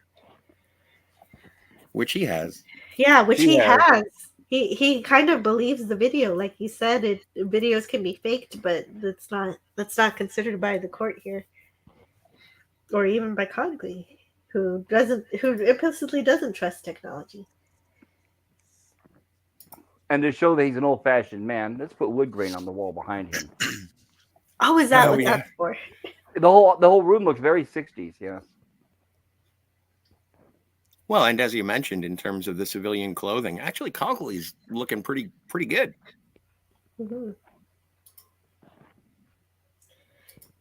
Yeah. Yeah. And Admiral Teague, that is completely valid. Why did they hire this actress? Because she's pretty. Oh, right. Admiral Teague's Twitter isn't working. That's why he's not here. I guess maybe I can put the link in the chat. let's be crazy. Smoke signals. There it is. Okay. And Snorpoopa says decorated by Starfleet surgeons means that McCoy was sprayed with the glitter bomb at a drunken office party. My thoughts completely.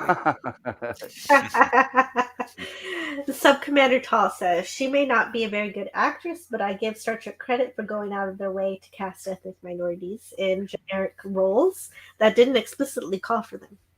And I agree. Yep. Yeah, that's a good point.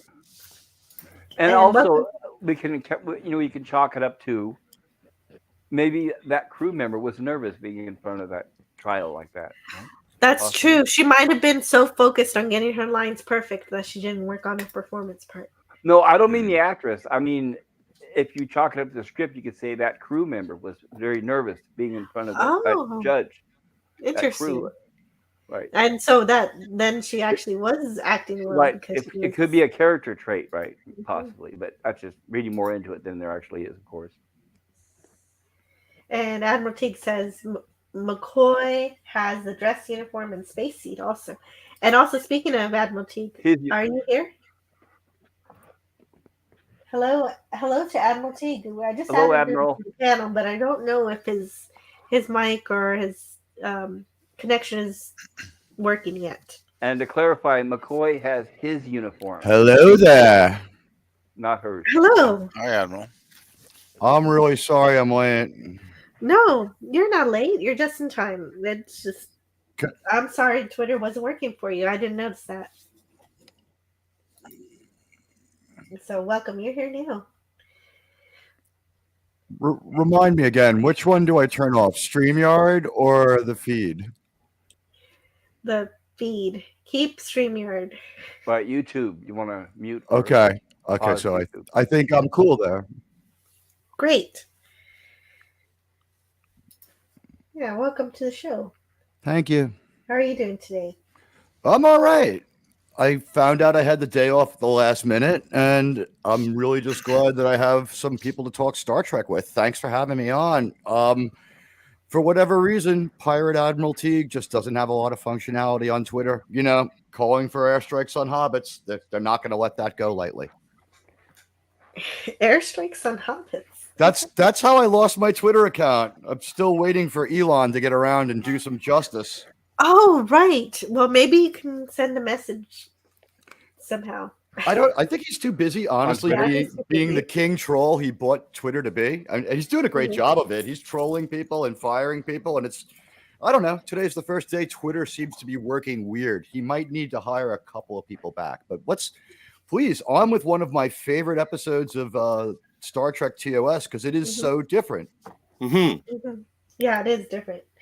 By the way, on Enterprise Incidents, an inferior but good Star Trek podcast, they mentioned that the female attorney, single female lawyer who's going to slap Kirk down, played William Shatner's wife in a canceled pilot. So they had chemistry and practice together already for something else.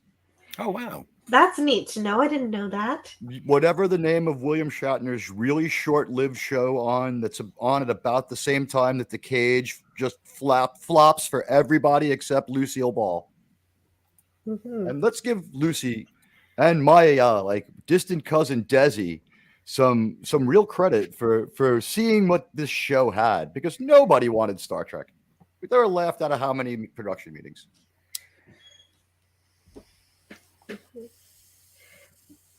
Yeah, Star Trek got really lucky.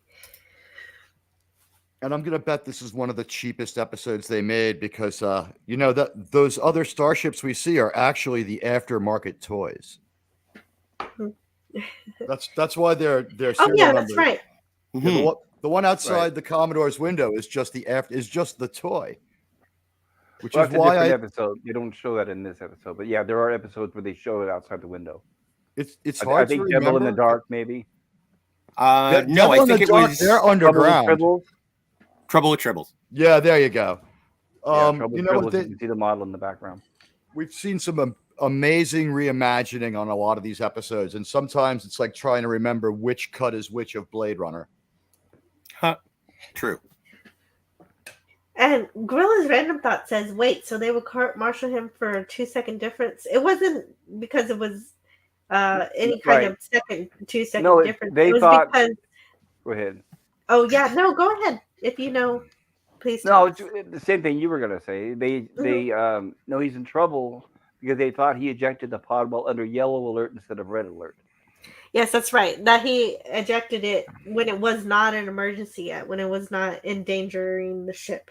By the way, yeah, basically they're accusing Kirk of intentionally killing a crewman. And actually, a few seconds does make a difference in when to give a crew member the time to escape a dangerous situation. Is this true enough? Yeah.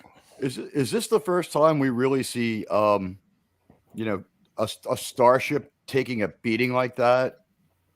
When we see the replay of the storm, it's still pretty obvious the storm's intense. And the other question I'd say is this: did Gene Roddenberry invent the concept of hacking and falsifying video with this? Because he did. You can't do this for another 20 years. Well, this was written by Mankiewicz. Absolutely. It may have been his Is idea. this the Mankiewicz who was red listed? Is this the guy who was red listed as a communist, or maybe a relative of that Mankiewicz? Because the son of that Mankiewicz, communist. Wait, what? The writer Mankiewicz, the writer of Citizen Kane is this guy Mankiewicz, And he, among other people, get red listed in the 50s. And this is like they're slowly making comebacks in the late 60s now. Did that same Mankiewicz write this episode, or is that a different guy? Here's the thing. He had his kids go on to write screenplays, and one of them writes Superman 78. Well, sometimes after those trials, they had to come in and perform under false names just to get hired. And by the way, if it is the guy who got red listed, that means he was cursed out by Congress. Could this episode have been on his mind? What was his first name? Don, or was it a different name? No, it was Don Mankiewicz. Let's find out. Red listed Mankiewicz. I'll Google it now. Okay, yeah, let me know. I just checked. I know our most trusted source in news. I just checked Wikipedia, and it says nothing of a blacklisting of Don Mankiewicz, and then says that went on to have a son. Oh wait, there's a bunch of John Mankiewicz. One of them wrote Superman 78. There is a Mankiewicz who wrote Superman 78. Yeah, there may or may not be a relation. We do not know. That was a common but they're name. different people. I think it was Tom Mankiewicz wrote. They made the movie Mank about the guy. It's Joseph L. Mankiewicz. Joseph Leo Mankiewicz was an American film director and screenwriter. Love on the Run and The Bride Wore Red. Yeah, that's a different name. There was a I would wonder if there's any relation or if it's the guy's son due to the difference in age. Well, a lot of nepotism in Hollywood, so there's no way of knowing there, right? His, like I said, this guy's kids didn't have the same problem, and obviously, by the time the kids grow up, red listing had come to be seen as wrong. And by the way, they tried to red list Lucy, so I wonder if she wasn't helping out other people on the cusp of trouble, whether this guy was one or not. I think a lot of people in Hollywood were probably trying to help people that were blacklisted, like sort of under the radar, so to speak. Not if you're John Wayne, having them use pen names and whatnot. Well, I know Ray Bulger, the Scarecrow from Wizard of Oz, is the one who informed on Lucille Ball and asked she had to go in front of HUAC, and of all people, Ricky got her out of it by making light of it. They mocked their way out of jail. He's like, the only thing right about my wife is her red hair. That's a good one. Now, it was a crazy from time. the same town in Cuba as the Admiral's grandfather. I believe I am related to Ricky. You mean Desi? Interesting. Well, they're both, right? Yeah. Ricky would be Desi's son. Well, Ricky is Desi, and Desi is Ricky. Last I checked, just oh no, it's Desi Arnaz Jr. Sorry, my mistake. I thought he named his kid. Who passed away not too long ago. Way too young. Desi Arnaz Jr. passed away. Yeah, it was something he read in Marsha Brady's diary. Must have really freaked him out. Oh, I hadn't heard that he died. I know his sister's still out there spinning loose. She's still out there. And she had mixed things to say about the Amazon Lucy movie, which is decently good. Actually. I hated it. It was horrible, especially who they casted as Lucy. Ugh. That was a child. She was the worst part of the whole thing. But how about the guy who played Fred, J. Jonah Jameson? He did okay. I like the lady who played Ethel. I thought it was all pretty good except for Nicole Kidman. Nicole Kidman was the worst part of the whole thing. But they did embellish some lines in that. If they had done a show about her 10 years later, Nicole Kidman's perfect because Lucy just went crazy with the. Well, the problem is it was called the Ricardos. You think it would be about both of them, but it wasn't. It was centered around Lucy, and Desi was in it very little, which I thought was terrible because he was a big part of that show. I would agree, and kind of took the bullet when they. People did not react too good to how they felt, Ricky looked when the show started to get into color. And that's why after Black and White, there's like one season of color, then they're done. And then Lucy's on her own. They get divorced because they just do. But he's still writing that Lucy show that she does. And are you sure? I think the last season was, the Lucy show. I Love Lucy and all we were all in black and white. It wasn't until she did her own series where she was in color. No, the later seasons of I Love Lucy were in color. Only if you had the network it was shown on. That was the early TV problem. If you had a CBS TV, you could watch CBS in color and everything else was black and white. And NBC and ABC had other colors. That's why people were kicking the can on color TVs. They didn't know, and if you bought the NBC color TV, that's the one that we used their method. It's NBC color is what we have now. That's why they have the Peacock. So you're saying the TVs were able to alter the one broadcast signal? No, you chose when you bought your TV. Do I want to watch CBS in color? Do I want to watch NBC in color? And then do I want to watch the people who use their version of color? So That's you could get saying. one. So there had to be 3 different versions of the broadcast. There had to be 3 different. No, the broadcast went out as is. Your TV couldn't interpret it in color unless you had the right TV. Does that make sense? Oh. Well, you would be watching it in black and white. I've never heard of that before. That I understand what you're saying, but I've never heard of that. Imagine we had that in Canada. Yeah, no offense, but it makes no sense. Sorry, technically, it doesn't make any sense. You know, my professor at Nassau Community College could have been wrong, but in history of TV, one of the things we learned was there was 3 different methods of broadcasting in color, and you made a decision which TV you bought, which network, and 2 of them used the same color. So which network you would go with. And eventually, like what would happen is you'd watch TV and like, let's say you had a TV that had CBS color. CBS, what they broadcast in color would come in color.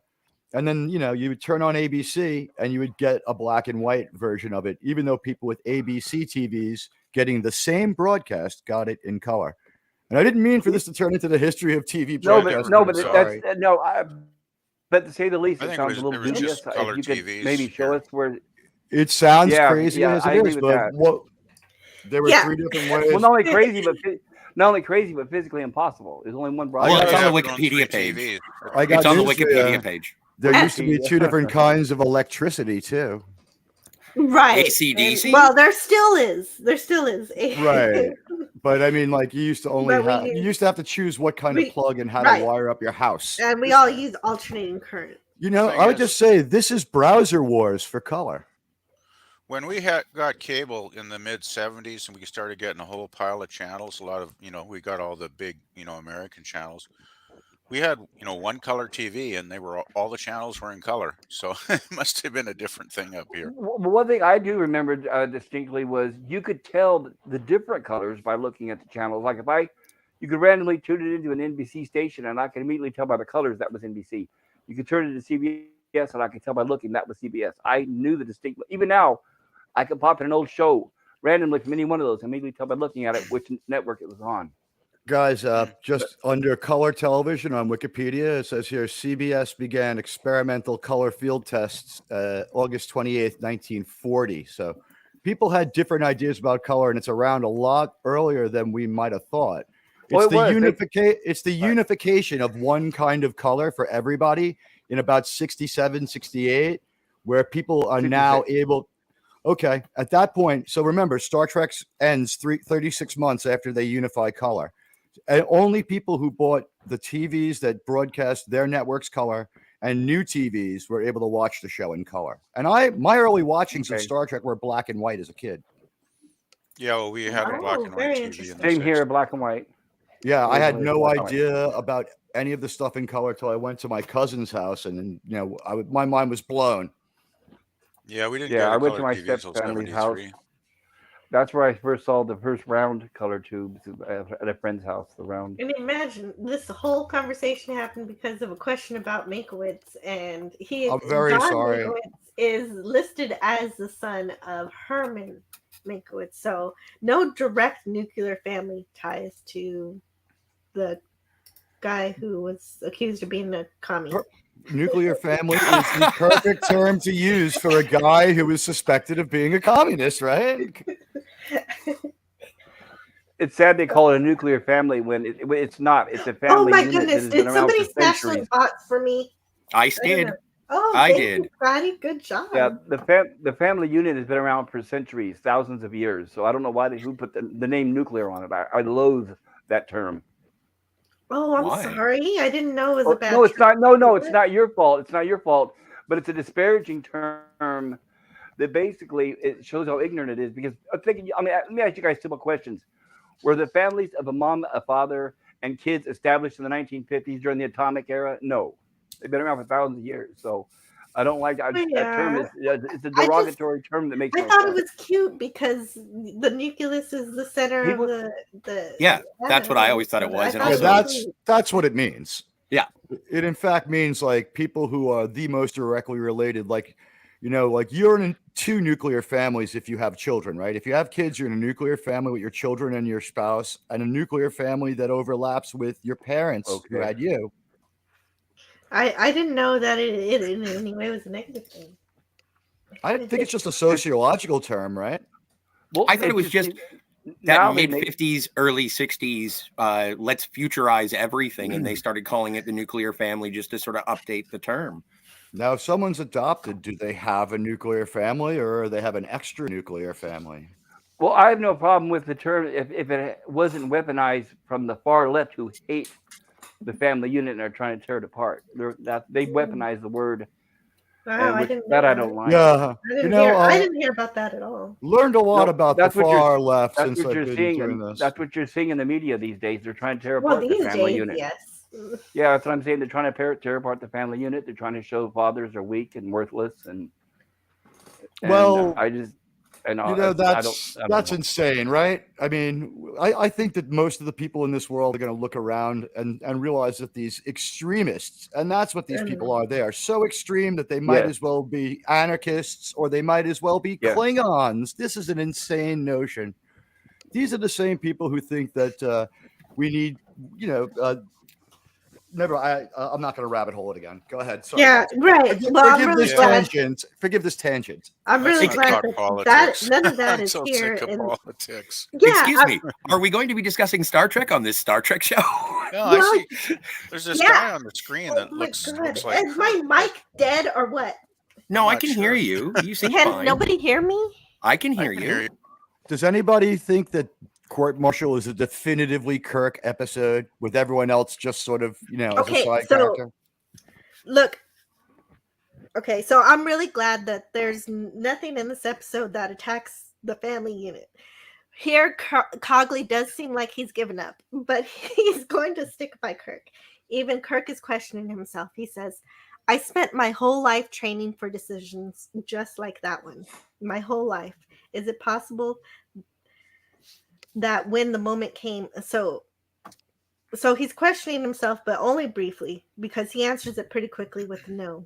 And you're right, this is a very Kirk-centered episode. It's all about Kirk and his decision-making and everything he's done to come to this point of being able to protect his crew and his ship.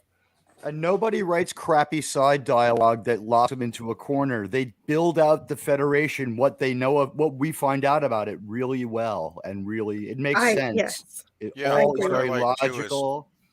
Is it develops Kirk's character in this episode quite a bit. Like, we realize what a strong, determined, self-confident figure he is. He totally trusts himself. He trusts his instincts, his training. He's just a rock solid captain, And he knows what happens. He doesn't have a Mandela effect after he sees these altered videos. He doesn't doubt himself for a second. He's like, no, it's bullshit. That's right. He asks the question and immediately dismisses it. I don't even think he's wondering when anytime Kirk phrases a question to himself in this episode, he's doing it to help along other people. Like, he's not even doubt. He has no doubt that something's up, and he's the only his closeness with Spock has him not suspecting Spock did it because he thinks Finney's dead. You got to wonder what Kirk is thinking. Like, who does he think messed around with these logs? Because this is going to finish him. And by the way, is it Ben Finney or do other captains just not like young Jim Kirk being a captain anyway? Well, actually, he doesn't know that he knows that the video is wrong. He knows that the computer's wrong, but he doesn't know how yet. He doesn't know that it's been reprogrammed. And yet. But still, only Finney and Spock are capable of it. Now, maybe exactly, and that's why here Kirk calls Spock. Which seems like a fruitless call until Kirk says, no, it's not all bad, Mr. Spock. Who knows? You may be able to beat your next captain at chess. And that's what gives Spock an idea. Little green light bulb. That's right. Right. That's right. With one of the coolest. Chess. Yes. Yeah, the chess, yeah. And again, looking into the future, it's 20 years before people are playing chess against themselves on the computer in the real world. I mean, maybe a scientist could do it. Gene Roddenberry read about this in a book. Well, For sure. Trek anticipated so many things that became, reality years later. That's Yep. what happens, in science fiction. They read papers about very obscure scientific breakthroughs, and they put it on screen. Yeah, And good that's science why I fiction. won't watch this. That's why I won't do what's called panning for gold with some of these stupid shows. Mm-hmm. Panning for Yeah, gold? What do you mean? Well, we had a concept called panning for gold used to make Strange New Worlds and Star Trek Discovery more acceptable. And the What? idea was, although you would get I believe Scotty gave us this one during the last podcast, that if you watch the really bad Star Trek, there'll still be good character interactions. Was it Picard and Worf that brought this one on, Scotty? You know, No, it was about. Picard and Riker in the Nepenthe episode of Star Trek Patrick Stewart. What a perfect way to put it. And are we not going to hand wave away all of that show before we go again? But that's another conversation in this. Yeah, we're not allowed. I've already tried to bring up the film. Yeah, Jill won't have it. Going to be happy. Oh, I think we could. There's one thing to bring them up, and it's another thing to sort of. But come back on Friday, and you can talk about it all you like. On Friday, I will be working for 12 You'll be hours. working for 12 hours. I'll be trying to listen to you, though. Okay, great. Well, I appreciate that. So Jamie comes in to plead with Cogley to get him to get Kirk to take the ground assignment. She was sorry for blaming him because she found out just how close Jim and Ben were together, Finney, because she read the letters that they wrote. But she still thinks he's guilty. She just doesn't blame him. Does she think he's? I never got that. Was a great still. I never. Can we go back to that one with McCoy? I never got what was going on with Jamie and Kirk in that one. I thought it was really. That is a great picture. I thought it was really strange, and I don't think they really wrapped it up well at the end. Like, we needed more time with Jamie. Well, no, it was real simple. She was angry at him, thinking that Kirk was responsible for his dad's death, and even when, but then she found out the reality of their friendship, and then she didn't. Then she knew that the intentions couldn't have been malicious. Right. I think what happened was first she thought it was intentional, and now she thinks that, well, it wasn't intentional, but she forgives him for that reason, even though she thinks he is still responsible. At the end of the episode, though, I would have liked a moment where Kirk was like, well, your father's doing 20 years on a Federation penal colony with Garth of Axanar. I want you to know that I care about and love you, and I would never have killed him. And, Jamie to say he was wrong, and I forgive you. I wanted that. Hmm. Well, there is a tag. There is a tag at the end that says that Cogley is going to be defending Finney, so I would assume everyone's reunited and happy, and Cogley is rather confident that he's going to win the case. Cut from the episode, Cogley Jr. I just read that in the chat. I had never heard of anything to do with that. That is 100% true according to the Enterprise incidents, guys. And they're just copying us, let's face it. Anti-Derivative Jill has the best Star Trek discussion. Thank you. Well, you're making it richer just right now.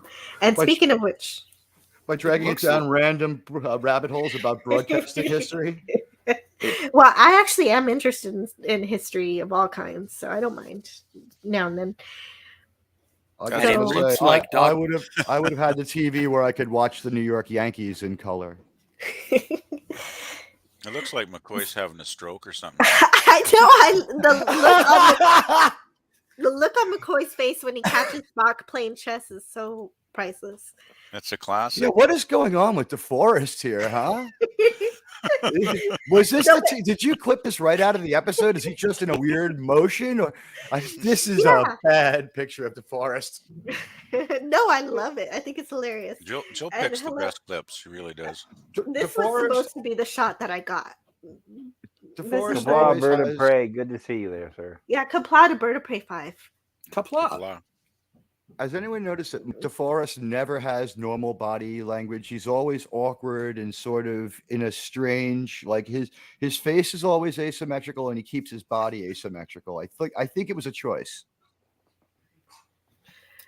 Oh, Gorilla's random thought says, oh wait, he says, they need to press 2 buttons instead of 1. And well, the first button was the yellow alert, the second button was Jettison the pod, but it was right. supposed to be a red alert first. It should have been yellow alert, red alert, then jettison, but the red alert was omitted. And how weird is it that he can push a button to have red alert, but he chooses to say it out loud and have Sulu initiated it in every episode but this one? Well, I'm just wondering, I mean, in other episodes, do we ever see, the panel where Kirk is pushing the buttons? Like, it seems like they might have just put those buttons on there just for this episode almost. Yeah, I think the arm of his chair could flip open and almost anything we need could be in there, was basically the way they had it. Okay. Yeah, that's a good question. It's a real strange angle. We have his hand, the top of his hand in tight and just the buttons for one of these shots, right? Yeah, I don't think we see that angle very often in too many episodes that I can recall. If ever that's again. Definitely worth the research to see all of the different things that appear under that panel when you open it in all of the episodes. That would be a neat thing to compile. You could do a whole stream on Kirk pushing buttons on his command chair. Yes. Under the yeah, panel, you could. Really, the only one he needs is intercom, right? Because he doesn't except in this episode, he declares red alert, and then someone else, maybe Uhura, maybe Sulu, hits the button. And Stormpoopus has her answer. I think the buttons were always there, but they stuck some labels on them from this episode. So that's a possibility. There are always a couple of buttons and 1 or 2 flashing lights there, but we've never seen it tight down on top of William Shatner's very well manicured hand with perfect nails before. Yeah. That could have been a stand-in shot that was taken later. I would have insisted on a hand model. Says Ben Finney was declared innocent by reason of insanity and appointed a Federation High Commissioner. That seems kind of far. Wait, no, it's a joke. Yes, it's a you're joke. innocent. It's supposed to be funny. Okay, yeah, we'll promote you. I'll tell you this: he was pretty high to think he would get away with this whole crazy plan with Spock around, and what he was insane. He was insane because Spock has what, an A7 insane Federation computer rating. Yeah, and so there are words to match McCoy's face here. He says, they're about to lop off the captain's professional head, and you're sitting here playing chess with the computer. And McCoy, he's pure id. Mr. Spock, you're the most cold-blooded man I've ever known. Why, thank you, Doctor. Another great McCoy Spock moment. Spock's issue is that he keeps beating the game when he programmed it to play it exactly as well as he does. So he knows that he should only be able to get a draw. And about chess. I'm sorry, go ahead. No, that's okay. I was going to say, it's showing that he's not human, because how many people out there have been frustrated by a video game? If you suddenly started like breaking through to like one new level after another, playing like your favorite game, how many of us would just sort of forget about Captain Kirk and just be like, McCoy comes in, what the hell are you doing? It's like, I've just broken through to level 342 super soldier on Medal of Honor, Doctor, shut the fuck up. It just, I would have just kept on beating the computer at chess to feel good about myself. Yes, he's essentially unlocked God mode of chess, and he's able to just leave it. But Spock realizes the computer's been altered, so there's no real challenge to it. Right. So then, he gets checkmate in just a couple seconds. Well, that would get really boring after a while. The computer is super fucked up. How come this doesn't start showing up in other systems? They're lucky they went right to the starbase. Finney actually endangers the entire ship if it can't even play chess. Well, that was his goal, though, wasn't it? He doesn't care anymore about anybody else. Ooh, you know what? If it's murder-suicide, it still works good for him. Yeah, he doesn't care. And what's it like to be a dead man walking on the Enterprise? He's the only other person we see who needs a shave and is filthy. It's Decker and him. Well, I think Finney just didn't care. He just wanted revenge against Kirk for what happened to his career. And he didn't care if there's any collateral damage with the Enterprise or the crew. Yes, correct. He wanted Kirk's Well, the head, question and is, was he he wanted planning on people his to know hijack? it was Kirk's fault, though. He wanted the ship to get to spaceport long enough for people to call. Like, wasn't his goal the court martial? Like, if the ship blows up, that's unfortunate. He wants the court martial, and he's sitting somewhere in a Jeffries tube hacking that court martial. He's watching it, and he's self-filleted while it's going on. We know that. Oh, Yeah, my he goodness. just wanted to destroy Kirk's career. He'd been waiting a long time to have this moment. Well, I don't know much about his flexibility, but the book does have something to say about chess here. It says that even though no official rules were ever established for the game, fans worldwide have taken up the gauntlet and developed rules for their own non-canonical enjoyment of the three-dimensional chess. Judging by its appearance in 6 original series Star Trek episodes, Where No Man Has Gone Before, Charlie X, By Any Other Name, The Corbomite Maneuver, Whom Gods Destroy, and of course, Court Martial. Tri-level chess appears to be Spock's favorite pastime, although Kirk beats him in at least 2 of those episodes, thanks to his unpredictable, illogically human decisions. Now I ask you, did they make this episode when they did because they're broke? Because doesn't Menagerie come next? Yes, Menagerie comes next. They are out of money for a little while. Possibly. That's my thought here. What is this but a big bottle episode? We made the bottle a little bigger, but these are pieces of the Enterprise.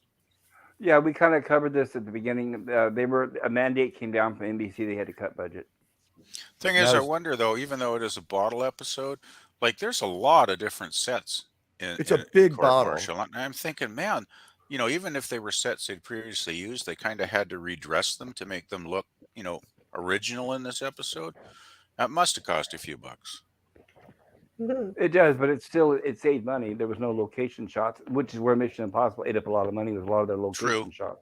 And they need less special effects overall too, because it was basically all on the planet. So because I'm Latino and adopted, I decided to be like Mexican Iron Man. I crunched the numbers on this one, guys. It was $2.5 million of our money. Oh wow! Per episode for this episode. For this episode, anywhere from 2 to and. Okay, so if you're gonna do that, compare to me what the Menagerie cost. The Menagerie was like a pilot. It was probably like $11 million. I'm sorry. I'm sorry. No, the cage would be $11 million, but it's already spent in 64. Yeah, it's already the Menagerie. I think they probably, in our money, like we're talking like a nice break that week because like $2 million is a cheap episode. This was a bottle. The Doomsday Machine would be like $8 million in our money. So I would say Menagerie. It was probably 2 episodes. You mean in today's money or 60s money? In today's money or 60s money, the Menagerie is you get 2 episodes out of 1 with your original plot, right? Because that's about 50%, the new story. But there's no effects in that one, really. You're reusing the old ones. So I would say they probably just under $2 million for that because there's few cast members, so few cast members in that. It's really small cast. It was a longer episode, but cheaper. And they're saving up to do something crazy. We're only a couple of episodes out from some real big ones. Mm-hmm. Yeah, there's some really great ones this season. Can't wait. I'm consulting my Star Trek compendium from 1989, written by Alan Asherman. Cool. Shore Leave is coming up after Menagerie. Yeah, they stay on planets for a little while. Squire of Gothos and Arena. Yeah. So Arena is the one sucking up the money. Arena's amazing. Do they not invent the game Mortal Kombat with that episode? That makes sense. Yes. Goro. Fight. So back in the courtroom, the prosecution and defense rests, but then McCoy and Spock run in and whisper things to Kirk and Cogley. Cogley was given some new evidence that Stone is interested to hear. And I love Cogley's whole performance here. He obviously does it better than I do, but it's way too long to play without a copyright claim. So, and we get close-ups of everybody. The actor Elijah Cook had trouble with his lines, so they had to edit that scene together. They had to edit together that scene from different clips. They give him the old Star Trek thing where he names someone from like the 1600s, someone from the 1960s and like some weird alien from another planet 2,500, 100 years into our future. And he probably kept blowing that line. Okay. Yeah, probably. There's a lot to say here. I actually have both paragraphs of them. So I'm going to read one and then I'm going to ask Scotty to read the second one. If that's okay. Yay. Okay. So I'll read the first one first. It says, "I'd be delighted to, sir, now that I've got something human to talk about. Rights, sir, human rights, the Bible, the code of Hammurabi. Hammurabi. Oh, that's what Snortopupus was referring to earlier. And the Justinian, Magna Carta, the Constitution of the United States, fundamental declarations of the Martian colonies, the statutes of Alpha 3. Gentlemen, these documents all speak of rights. Rights of the accused to trial by his peers, to be represented by counsel. The rights of cross-examination, but most importantly, the right to be confronted with the witness against him. A right to which my client has been denied." And Shaw says she presented all of the relevant witnesses, but Cogley says something to the contrary, which I need to send in the private chat for Scotty. Cogley says,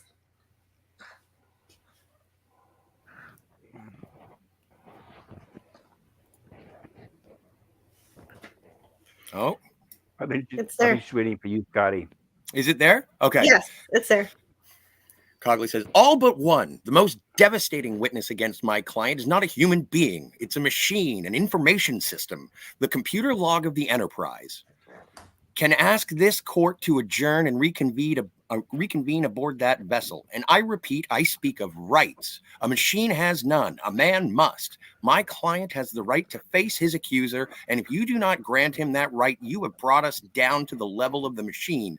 Indeed, you have elevated that machine above us. I ask that my motion be granted. No, I demand it." That's a great speech and still valid today. Oh, for sure. A great speech. Star Trek was so ahead of its time. It's amazing.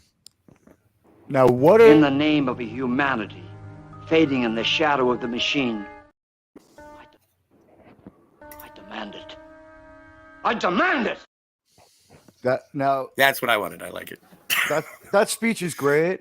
But if you're a member of that Starfleet tribunal, you have to play it like he's Amber Heard's lawyer talking craziness. It's like, now we have to go to the Enterprise for this legalistic stunt. Like, for us, the audience, it's a big moment. But think about the tribunal. They're like, this jackass Kirk wouldn't take a ground assignment. We got clear evidence that he's freaking lying here. He killed his first officer. He should go to jail. Like, I've never liked this Kirk dude. And now we've got to go to the Enterprise to go, like, just crunch the numbers again on his own computer. It's bullshit. But even Ariel Shaw says, we're all aware of Mr. Cogley's theatrics. And so it is his theatrics that ultimately convinced the tribunal. Right, but they are, right now, at this moment, they think that this is BS to just delay a guilty verdict, and they're not happy about it. Thing is, though, if Cogley's within his legal rights as Kirk's defense attorney, that's the thing they hate about it. You can request that they move it to the ship. He's absolutely within his rights, but it's like, to them, like, this is an archaic and stupid move. They are so angry. They didn't want this trial. They think that he is rubbing the service in the dirt. Remember, if you're on that tribunal, you're like, there's more than Jim Kirk here. It's like, you're a 20, 30-year Starfleet officer. You've made first contact with how many civilizations? You care. You care about this thing called Starfleet. And in this Star Trek continuity, it's not an evil entity like it is in Kelvin and Kurtzman's Star Trek, where the Federation is always evil. This is a benevolent organization. But you don't want... but it's good. Keep going. Yeah, it's a good counterpoint to how benevolent Starfleet is here. This is like the United Nations on, like, kindness enhancing drugs. It's like everything you could ever want from a benevolent spacefaring body. Like, we'll give you rights, but if you want to join the Klingons, we won't stop you. Do you guys want AC and internet? You can have it. You believe in Starfleet. You want this over with. You want Kirk gone. He is Oliver North. We have to remember that from the perspective of the Starfleet personnel, except Spock and Bones, he's scum. And he's a scumbag and a prima donna for doing this. They hate him for this, and they hate him for moving the trial. And they act like it when they reconvene. When they reconvene. But the thing is, but they what respect I love the about process. TOS Star Trek is they do go by the book, right? Yes, they're always precisely, professional. They always go by the book, even if they disagree strongly with another character. They always go by the book and they follow the rules, and that's what made so they TOS may so even great. disagree with Cogley, but they respect his choice, his logic, and it's established law. The computer is a witness, and it must be faced with directly, and They've that's got why to they're on the ship. follow the facts to the conclusion. Meanwhile, That's what they they're do doing when here. they get to the ship has nothing to do with the computer, though. Well, actually, it does. It does. When the heartbeat thing. We read the captain's log, stardate 2950.1. After due consideration, the General Court Martial has reconvened on board the Enterprise. So Cogley is questioning Spock again, why it is strange that the computer lost 5 times in a row against him. And Spock says, I personally programmed the computer for chess months ago. I gave the machine an understanding of the game equal to my own.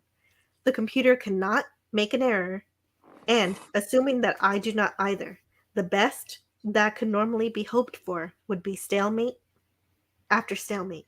And yet, I beat the machine 5 times. Someone, either accidentally or deliberately, adjusted the programming and therefore the memory banks of that computer. And we know it's accidental. Well, no, it was deliberately. It wasn't accidental. The ripple effect. The ripple effect to the chess game is accidental, I think. Yes, that's right. He's saying that when he messed with everything else, he miscalibrated everything by and that's realistic. Chronometer. That's realistic to real programming. In real programming, if you mess something up, sometimes the effects are cumulative and go down. They have a domino effect throughout the whole system. That's how Finney gets caught by Spock. Is Spock realizes that there's some funny business going on, and he lets the court know. What we're saying is that Finney has sent downloaded porn onto the Enterprise mainframe, and it's slowly messing up all systems. Yes, and you know what? That happens on the Orville many years later. But that's a different story.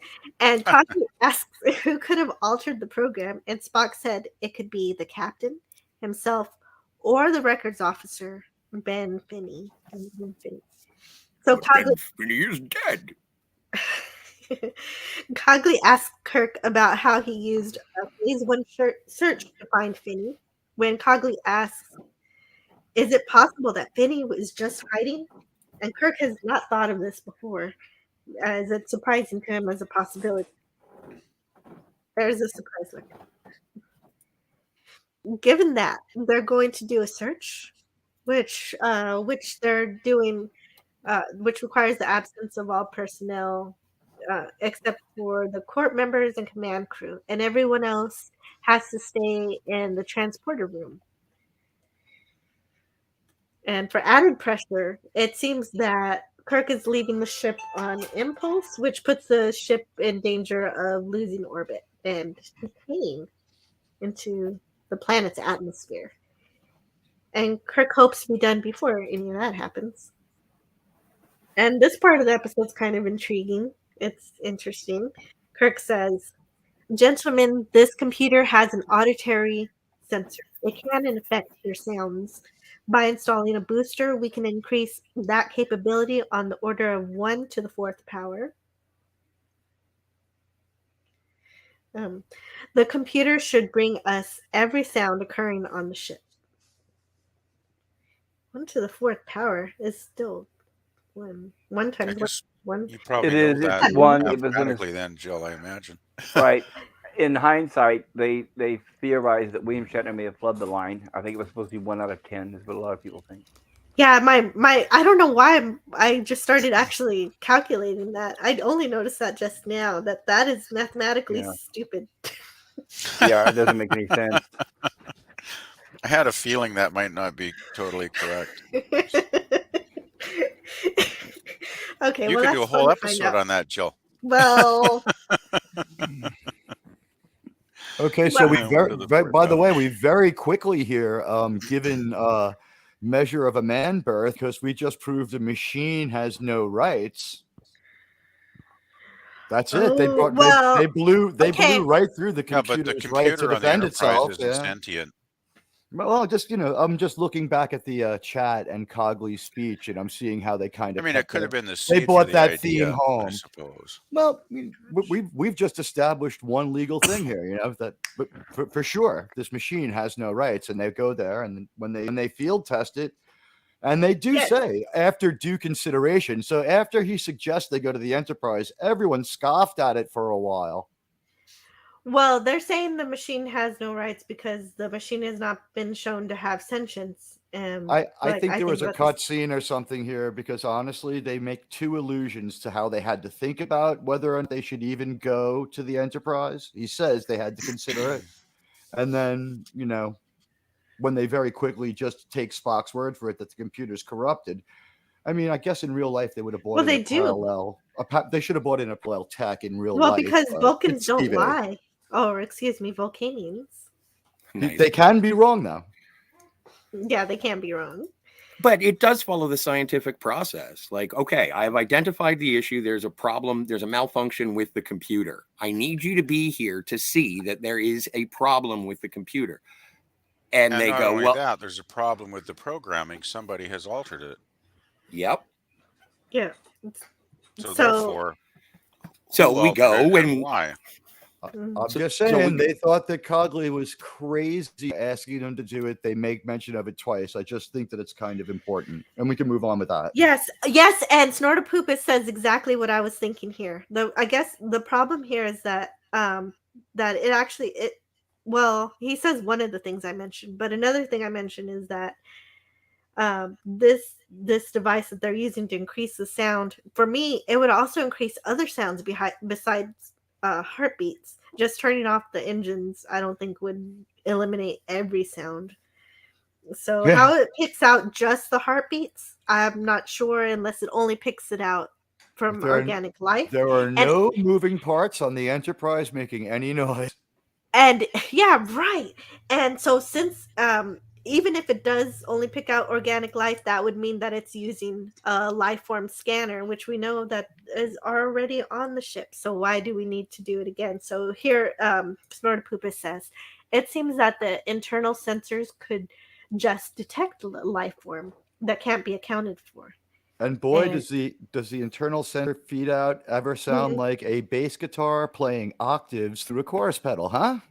Yeah, but I guess it's still kind of cool. Like it was a dramatic scene that they needed to cap the episode off, right?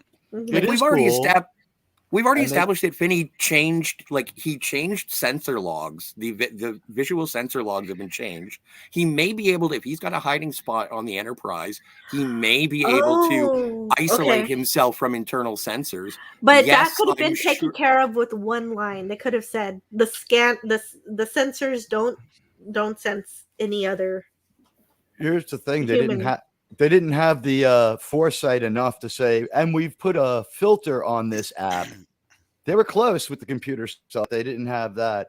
And again, just with using the bass for the heartbeat shows that they, I think the computer was resenting heartbeats rather than playing the actual heartbeats. And that was something that the ship was doing synthetically.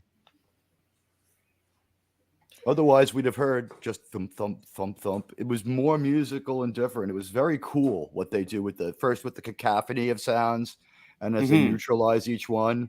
And that's a real good buildup for what happens, which is not the greatest fight scene, but still, that buildup is great.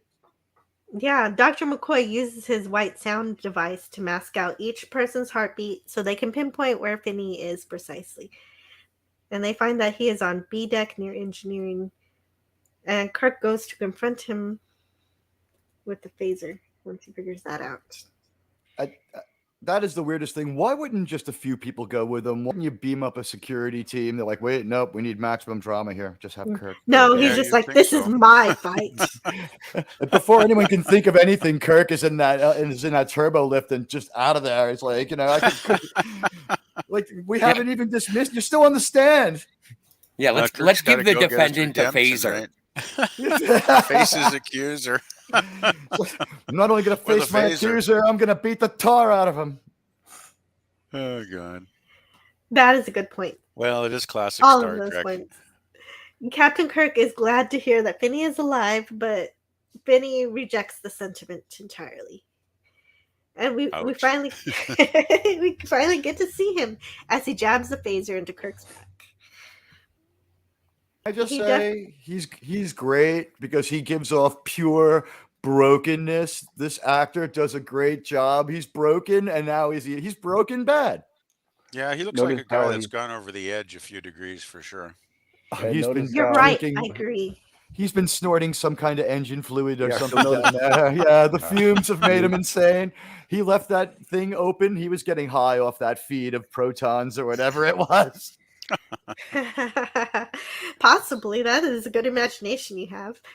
He looks like Willem Dafoe's father, for God's sake, with that expression. That is a good call. It does. Yeah, taller, much taller. Although William Shatner, maybe even shorter than me. He looks, he's taller than Kirk. He's bigger. He definitely still blames Kirk and the people who support him. Shatner probably hated that, having a taller guy. Well, he has to kind of, not win the fight outright. So he probably justified it in his mind like that. Like, he gives me a good run for my money, so he has to be a little bigger than me. Well, you'll notice he's wearing that's right, he does. Oh, boy, does he look like the foe there. Now that you see it, you can't unsee it. Wait, pop culture, what were you going to say? No, it's all right. Go ahead. No, it's okay. Okay. He disarms Kirk and throws his weapon. And Kirk faces him to tell him, what he did to his ship. Okay, so Finney says that he tapped out the primary energy circuits, explaining why the ship's orbit is decaying so quickly. Finney thinks he should have been the captain of the Enterprise, but it's obvious he's become extremely unstable and uninterested in the lives of others at this point, forgetting all of his responsibilities or dismissing them as just he's been wronged, so everyone needs to feel his pain.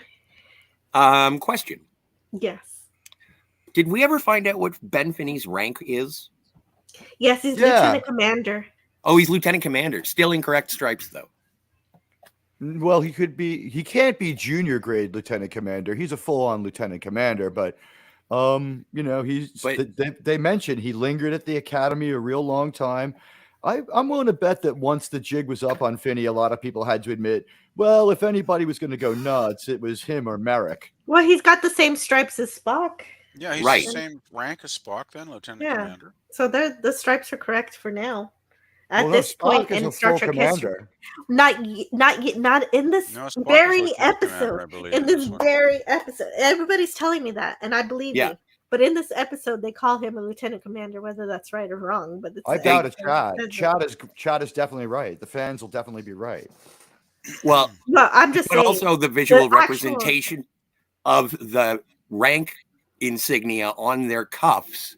You get nothing if you're an ensign, one stripe if you're a lieutenant, a solid stripe and a broken stripe for a lieutenant commander, two stripes for a commander, and then two stripes with a broken stripe in the middle for captain. That's how it works. Call it a production error, or they didn't come to the conclusion yet. It's not yet. I think it's that one. I think that's that one. What you're saying is completely correct, but they haven't established the rules for that yet. I just saw the braids and I was curious. My in-world answer is that Finney's been hiding on the ship for like 2 weeks. He's really gamey and gross, and he raided the laundry. It's someone else's shirt. That's what I would accept. And I just want to see Spock's He's also hiding. He's hiding, so he wouldn't want to be wearing what he usually wears. He's wearing someone's stolen shirt. Well, if he's the records officer, he'd probably be wearing an engineering or an operations. So either blue or red. And by the way, not the greatest job either, right? Records officer, like write down what we say, dummy. Yeah. Get in the pod. Shut the fuck up and take some notes in the pod. Yeah. Really, isn't that what her already does? She keeps records. So she repeats what the computer says, much like Sigourney Weaver says in that movie. It's a stupid job, but I'm going to do it. Exactly. Sorry. Aurora is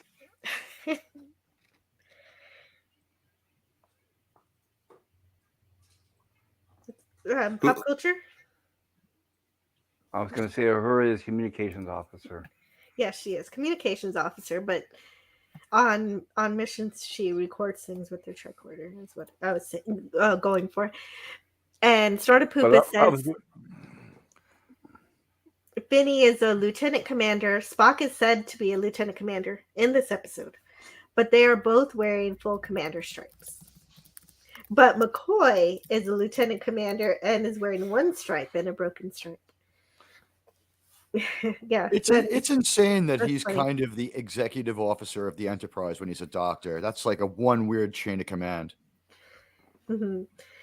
And Gorilla says, why would they put someone under the officer who reprimanded that ruined said person's upward career track? Jim asked for him. He wanted to help him. Yeah. That's right. Kirk was going to try to bring him aboard the Enterprise, and hopefully one day the right away mission would come and he'd help Ben Finney overcome that black mark on his record. He believed in Ben Finney. That's why this happened to Jim Kirk. He believed in Ben Finney. Like, and also he's an older guy too. He could be in the same situation as having a relationship with Ben Finney that he eventually has with Dr. McCoy. Now, Dr. McCoy is obviously a little bit younger than Ben, but it seems that Kirk does enjoy having a mentor, and it's unfortunate that he had to like dissolve that friendship based on proper procedure. And it's kind of like being hoisted by your own petard. And it's like, you're going to screw me over for leaving the atomic pile open? Fine. I'm going to screw you over for ejecting the pod too quickly. I think the reason he's on the Enterprise, and you're right, but the reason he's on the Enterprise is James T. Kirk feels bad about that. And he honestly thinks that he can develop Finney into a better officer and make him into a captain, maybe not next year, but so that he can retire and maybe say, for the last 5 years of my career, I was on a mission too. I was a captain. They gave me the Enterprise. I was the fourth captain, something like that. He wants better for Finney after he disciplines him. But here's the thing. James T. Kirk also will not look the other way when you endanger Starfleet personnel, including himself. He was going to be one of the people who died if it was a few minutes later that he himself checked it out. So a freaked out and angry Kirk had to write him up. And also, I mean, we learn a lot about Captain Kirk here, even if you're a father figure to him, if you're a fuck up. Yeah. And I think the implication here is and is he space druggy? Is he space drunk? Makes a good point. I think that does show a lot about Kirk's character, right? He will go by the book. If you screw up, you're going to pay the price. But he also has a lot of compassion, especially for people he knows and values. And he did, I think, try to help Finney by keeping him as a member of his crew.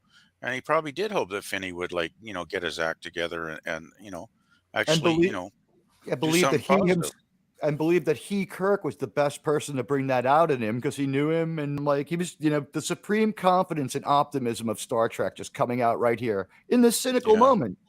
And still a cynical moment. And if that was his one mistake that he did, then Kirk wanted to help him redeem him from that, and even here after he threatens the lives of everybody, Kirk still wants to help him choose not to kill the crew and destroy the ship. And but of course, Finney doesn't. Is Jamie on board? Yeah, he refuses until Kirk tells him that Jamie is on board. Kirk takes this chance with Finney being outraged at that to grapple with him. And so that's where we get our fight scene. Yeah, Finney doesn't melt down and say, okay, I'll unfuck the ship. He's like, okay, let's fight. Yeah, right. They fight, and Kirk's shirt is torn.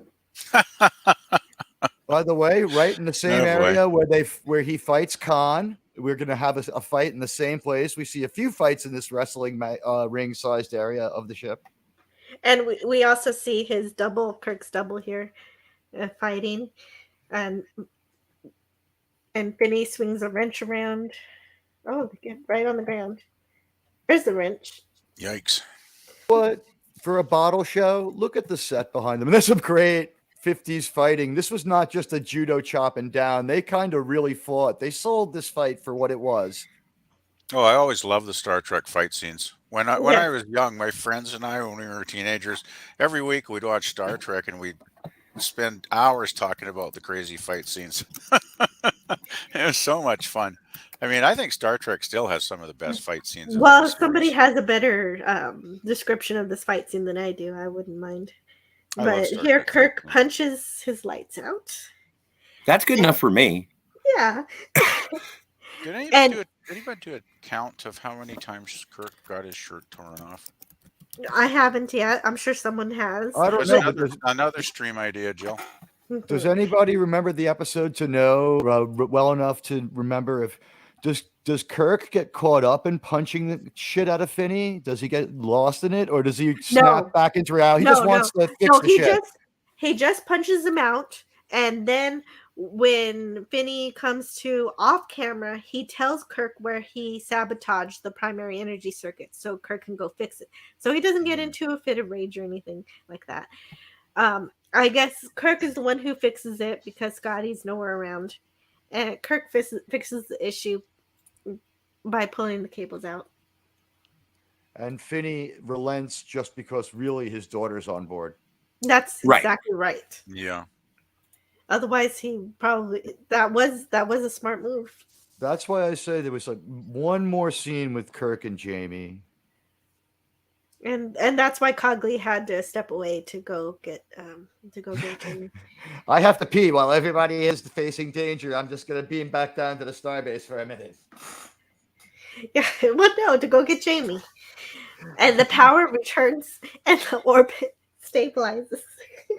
And Cogley's a great lawyer. Listen, this is a wild gambit, and if we're right, we're gonna need a hostage. Grab the daughter. I know that is so weird. It is a bit like a hostage situation, but sort of like in a reverse good guy kind of way, but it kind of in a bad way too, because they're putting her in danger with the rest of the people on the ship, and that's not cool. No, it's totally uncool. And does Cogley do it on purpose? Yes. So he is taking hostages. We're playing like, you want to kill people, you can damn well kill your kid too. I mean, I guess, is it moral or immoral? He knows that. I guess he knows that he won't do it. It's unethical. Yeah, he knows. Yeah, it's unethical, but it works. The power returns. I've got your kid. Yeah, it works in Taken too. And Cogley probably figured too, if they didn't figure out what was going on, they'd all die. All the judges would bite it, and he probably would take some joy out of that too. So, I'm not going to be the first captain impeached for dereliction of duty during an ion storm. Yeah, and then the power returns and the orbit stabilizes, and the court-martial is dismissed. And Kirk kisses a real goodbye, and she delivers a gift from Cogley. A book, young man, a book. It's a book. It's not a first edition, but it's special. And yeah, it's so special. It's got a little wrap around it. That's the way to receive a book gift. They really play up Spock being cold and analytical in this episode. He's the coldest we see him without being, disgusting or, indifferent towards someone's lives. He's like real cold. And if we hadn't there's Mankiewicz's name. If we hadn't realized that Cogley, like, basically is like a kidnapper pulling a murder-suicide at his trial too, he would be the most immoral person. Nobody in the episode. noticed. Yeah, nobody noticed that part. That's like an episode in itself. Hey, Jamie, get into my white panel shuttle. We're going up to the Enterprise. Mr. Spock, you're the most cold-blooded man I've ever known. Hey, guys, I hate to interrupt, but Snoopy's being exceptionally... He needs some TLC, so I'm going to have to break away. Okay, I understand. Did you want to give your rating for the episode and closing thoughts before you leave? I'm giving it an A I enjoy as many people in the chat have mentioned, the world building of the Federation, of Starfleet. Well, not the Federation, but of Starfleet and the service, as they refer to it continuously. The introduction of the difference between humanity and machine. The character moments are great. The building of the friendships between Kirk, Spock, and McCoy, fantastic. Fleshing out Kirk's backstory, everything about this, I really enjoy it, and it's got to be given, like, I think this would be like a B-, but it gets to jump up all to the A slot because of one man, and his name is, say it with me, Samuel Cogley. Played by Elijah Cook. Yes. And I thought Stone was good too. Commodore Stone was great. But yeah. And also Joan Marshall, thank you for being here. Mm-hmm. But yeah, so that was good. But anyway, I do have to break away. Thanks again, guys. It was a pleasure talking to you. Yes, thank you for being here. Everybody subscribe to the Fantasmagorium. There's going to be some fun stuff happening. We don't know what yet, but Mad Men tomorrow, right? Yep, we're going to be doing a retrospective on the TV show Mad Men, Steve and I. And Thursday, we are back to our regular scheduled programming of Quantum Leap. Mm-hmm. So thank you again. You're welcome. Yeah, see nice you PvP. See you MOT. I hope to talk to you later. See you, Scotty. And I will talk to you later, Jill. Yeah, of course. Bye. Bye.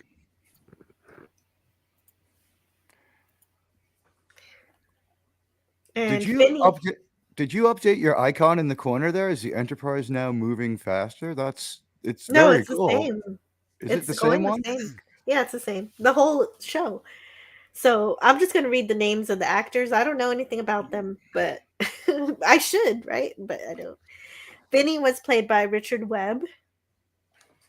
And there was a helmsman played by Hagen Beggs. And Timothy, and somebody named Timothy. I don't know who Timothy was. But he was played by Winston DeLugo. And Dame Finney obviously was played by Alice Rawlings. We do know her. I always thought it was Gidget when I was watching as a little kid. I was unable to distinguish them. Mm-hmm. So my final thoughts in this episode, I give it an A- myself. I think the dialogue in this episode is superb, and it was made all the more exciting with Cogley's recitation of it. So I agree with Scotty there that he really does pull in the episode. Some of the best Star Trek episodes have really great supporting actors. It's a major, even though it's not the whole episode, it is a great science fiction notion to have to deal with technology in the courtroom and dealing with doing so against a computer. And that kind of thing is very predictive. It shows the imaginations of the writers of Star Trek, because we have that in reality right now, all the more now than ever. How does the computer evidence play a role in prosecution is a thing that people have to deal with now, and it is taking it as infallible means that people can be incriminated without question, which is a scary prospect. Luckily, in this episode, that notion is questioned when Spock realizes the programming was changed, and Kirk was framed by Finney himself as revenge for never having been promoted. And it's a great question that if you're going to be accused by a computer, everything about it should be scrutinized, as they do once they get aboard the Enterprise. You have to read all the information, including the Minority Report, which this is kind of a little bit like. Yeah, sure. And well, that is like predictive of the future. They get you for future crimes. Right, pre-crime. Mm-hmm. So, Pop Culture Curator, what did you think of this episode? What do you give it as a rating? I enjoy it more as an adult than as a kid. Obviously, I gave it a B+. Thank you. Great. And PvP? When I was a kid in 1969, I probably would have given it like a C- at best. Didn't you say I this the first thought one? this was an action show. I like that. Your 8-year-old rating too. Well, it's nice.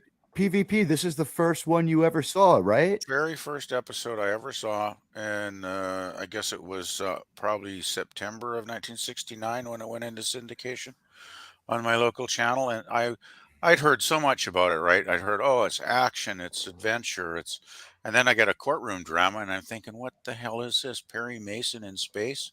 So I was like quite disappointed at the time. But then the following week they showed, what's the one where the lizard, Kirk fights the lizard? Arena, yeah. And that was like action packed right from the very start. And it was like, okay, a guy in a rubber suit. I'm in. I love this show. And ever since then, I was just, totally a hardcore fan. So, but anyway, getting back to this one, I gave it a B+ today. I think it's an excellent episode. It's very well written. It's nice that they have the science, element with the computers being altered. Let's see what else. I thought generally the cast was pretty good, solid. I love Cogley. I think his character was excellent performance. And the only thing that kept it out of the A range for me is there are, a handful of episodes, maybe 10, 12 episodes that I love even more than this, like Mirror Mirror or Doomsday Machine or Arena or Balance of Terror. I mean, those to me are all like A levels. So I couldn't give it higher than a B+, but I still think it's a really solid episode. And I've really, come to really enjoy it over the years. Great. How about you, Admiralty? You know what? It's a real unusual episode of Star Trek, but it's I think in the poll I voted B+, and it's only a B+ because there are stories in this continuity that are so much better. There are so many better episodes. By the way, I just the starbase is Baylock's ship from Corbinite Maneuver. That's where those sets are repurposed from PvP. Really? Okay. Yeah, I'm reading away here in the Star Trek Compendium, my pre-internet piece of Star Trek, handy Trek guide, and yes, it's Baylock's ship. So that's how they made the bottle episode a little bigger. They had the sets. Okay. I thought the one hallway did look reminiscent of Baylock's ship. Actually, I didn't think about that. That's great. When they were going into the bar or the lounge or whatever it was. Well, my science officer, Alan Asherman, put this together for me in book form back in 1989, and that's the last time I saw him because, of course, I am a renegade admiral. But yeah, that's what it says in the Star Trek Compendium. Interesting. They gave us a lot of entertainment for $2 million. It's a really good episode of TV. It's like it's in the A-level TV category, but it's like a B+ Star Trek episode or a B. The one thing I'll say, the cheapening moment of it is they should have made a prop for the heartbeat silencer. It's a simple audio mic. Anyone who's ever played in a band or sang karaoke knows exactly what the heartbeat silencer is. It's a Shure SM58. Yeah, it was pretty lame, the microphone. Yeah. Well, they could have done some kind of a different handle to it to make it look a little bit more. I would have said even have it built into the tricorder. Or do it off the little computer. Handheld medical scanner is so much cooler, right? The way it sort of flashes and so it was disappointing to see the mic. Gut instinct here. They're filming, right? And they're doing better than they thought. They're ahead of schedule, and they're like, we got a problem. The episode's 3 minutes too short. And it's like, oh, fuck, what do we do? It's like, all right, listen, we'll silence your heartbeats. We'll cut the scene where you hack the computer to silence the heartbeats. And instead, McCoy will walk around with this prop. What prop? This one. Like maybe written on the fly to extend runtime, because you could call that sequence bloated. It's cool. Maybe the sound effect that's kind is of cool, part. but that's the part of the episode that I question the most. So it could have been different. It is kind of slow paced, that scene, yeah. At least they didn't assassinate their story when they had to buy time. It was a little bit blah for like 2 minutes. It wasn't the worst waste of time, but they did do their best with that music and the sound of the heartbeats, especially at first when it's all, and then they do filter it actually. When they hear all the heartbeats and like, oh, geez, and everyone's kind of off about it. Oh, you were right about something important being cut. J.D. Lewis, and hello to J.D. Lewis. they actually filmed Finney's sobbing confession, but it was cut for time and replaced with narration. You know, that is amazing. That is the sense. Oh, I feel validated. Thank you. I keep hearing about these lost scenes, though, and like, do you think they ever will find those? Like, they should put them on the Blu-ray set or something. Yeah. Do we change? Yeah, I know. I want to see that. I don't know if it's on the Blu-ray or not. I don't know. I want to see it, but I don't know if I want it integrated into the episode. I don't know if they should ever be changed again. A bonus feature. Yes, maybe a bonus feature with the option to insert it in the episode where it should have been. I like that Darius posted a link for me by using one of my commands to post Pop Culture Curator's channel. You gotta love Darius von Munchausen. Oh yeah, he's one of the best mods. I learned how to be a good mod from Darius, I think. Adventures of Baron Munchausen, one of the great underrated movies. Yeah, it's a great film. Yeah. That's the Monty Python director. What's his name? It's most of the Monty Python guys. Yeah. That's a great film. I need to put that on my list. And you gotta watch that with Jill. It's really, really good. I'll see you guys later. Oh, wait a minute. Pop Culture Curator, you have to leave? Wait a minute. Yeah, hey. I gotta go. I'll see you guys later. Okay, wait a second. Okay. Wait. Okay. Can you just tell us about your channel real quick and what's going on? Unless you have to dash really fast. Well, yeah, I'll make it fast. Check out my channel, guys. I do Star Trek TAS reviews in Gilligan's Island. Thank you, Jill. You're Good welcome. to see you all, have a good day. Yeah. Thank you for being here Nice and seeing sharing you, all Pop of your Culture. knowledge and your Pleasure to meet you, Pop Culture. See you later.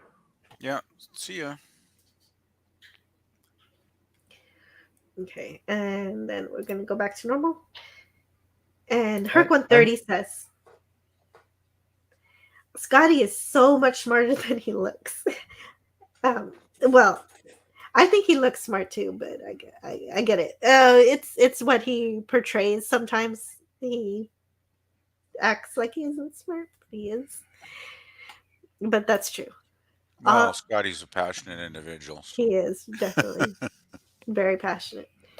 And J.D. Lewis says Hogan begs later co-starred in the Disney Channel series Danger Boy. Danger Bay. Danger Bay. That was produced in Danger Canada, Bay. I believe. Excuse me. I didn't see the A. By the way, Commodore Stone goes on to be a regular in a show called Peyton Place that I think was a big deal. Peyton Place. Oh yeah, that was like a nighttime soap opera. It was really kind of an unusual show, and it was quite popular, I think, for quite a while back then. Oh my God, Finney, Richard Webb, is famous as TV's Captain Midnight. That's like a seminal, like 50s TV, like radio show, isn't it? Does he bring it from radio to TV? Yeah, I can't Captain remember that Midnight one. sounds like a big deal. Our chat will know. We have the smartest chat. I've heard of Captain Midnight, but I can't place it. Like I can't remember it. Isn't that Norton's favorite thing? Isn't that what he has in the Honeymooners? Isn't that Norton's obsession? Something like that. I think he's it's one of those 50s sci-fi shows. If I remember Norton talking about. Come on, chat. You guys know this stuff. Yeah, it could be. Doesn't Norton go Captain Midnight? Oh no, it's Captain Video. I think. Is it Captain Video? All right. I think it was Captain Video that Norton was like a big fan of. Yeah. Sorry. And yeah, I'm sorry I missed your private chat, Pop Culture Curator, that you were leaving. I should have looked at that sooner. Even worse news, I'm not. No, that's good news because I have someone to end the show with. I'm glad you guys are here. And hello in the chat to JPRPH1. He says, "Great stream, great chat. Have a great rest of your day, everyone. So see you later." And good day, all. Hex Allen Comics. Thank you for stopping by, Hex Allen Comics. I'm glad you're here. Ooh, do we want to be the first people to put out there that Twitter seems technically very weird today? What? Well, if you want to, go ahead and tell me all about it. But first, I just want to read that Sort of Poopus just said. This episode was apparently Alice Rawlings' last TV appearance. She seemed to have quit acting and disappeared. I That's noticed weird. that too. She was one of the only actresses that I looked up the IMDb for, and noticed it was a pretty short list ending with this episode. She seemed like a good actress. I always wonder about people like that seem to be a decent actor. Yeah, Actress, she wasn't and then they afraid. just She wasn't vanish. afraid to be expressive, as we saw in that still. Yeah, She's you wonder what happened in their lives to just say, I'm done with this career. How You about know, this one? Married an executive producer and never had to work again. possibly. Right? Let's hope for the best for Alice Rawlings. Yeah, I Yeah. hope it was good for her. She obviously had a or change whatever. of heart in some way, I guess. After the shoot, she drove to Vegas and won at the blackjack tables for 7 straight hours, and now she owns half of Las Vegas. That's how she finished off her career. Yes, and before we go any further, I want to look at our poll. We had a poll here about what we graded this episode, Oh yeah. so I'm going to flip share back that. over to YouTube here. Yeah, I'm Okay. going to share the Chrome tab for Yeah, the I'd like live to see the chat. results. So for the A range, we have 54%, 38% give it a B, and 8% give it a C. So I'm going to end the poll here. Well, that seems like a pretty good poll overall. Mostly A's and B's. In context to that series, it's a B for that series. If we were to take this and to throw this episode in isolation into like any new Trek show, it's automatically an A+ and their best ever episode. I'm sorry, but almost every episode is an A+. If you want to compare it to Kurtzman Trek, I have a question. Is there even I've thought about this long and hard, and I think the only episode where they accidentally make a Kurtzman Trek episode in TOS is either The Children Shall Lead or more like Kurtzman, Patterns of Force. Oh, I like Patterns of Force.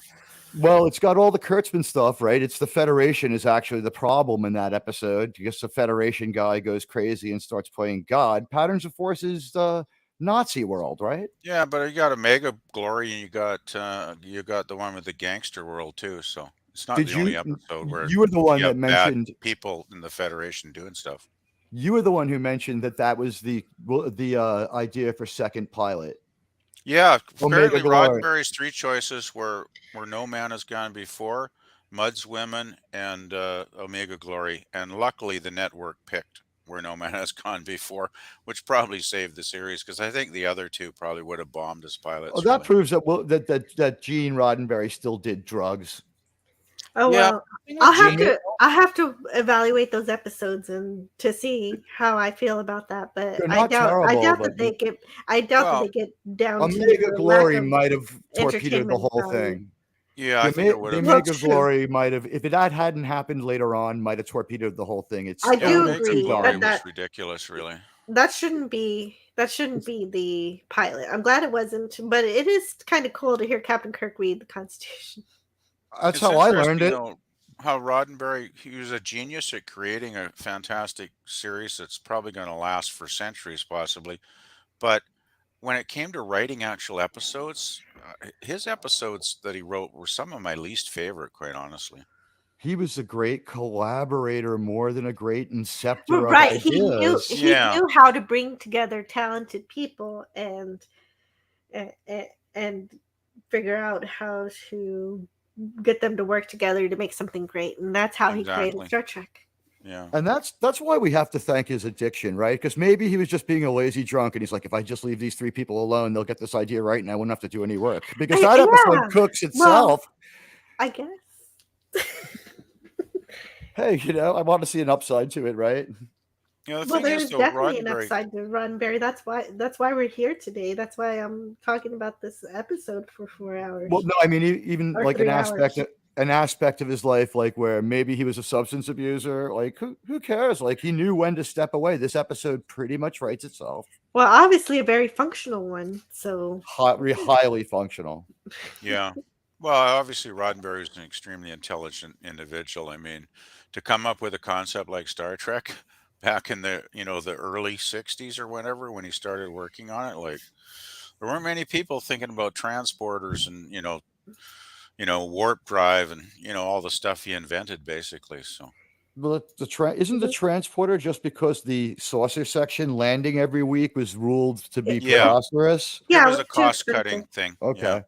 So then Yeah, he I just heard comes that up with that one too. on the fly, and it's such a great idea. And it's infected all sci-fi now that Disney owns this stuff.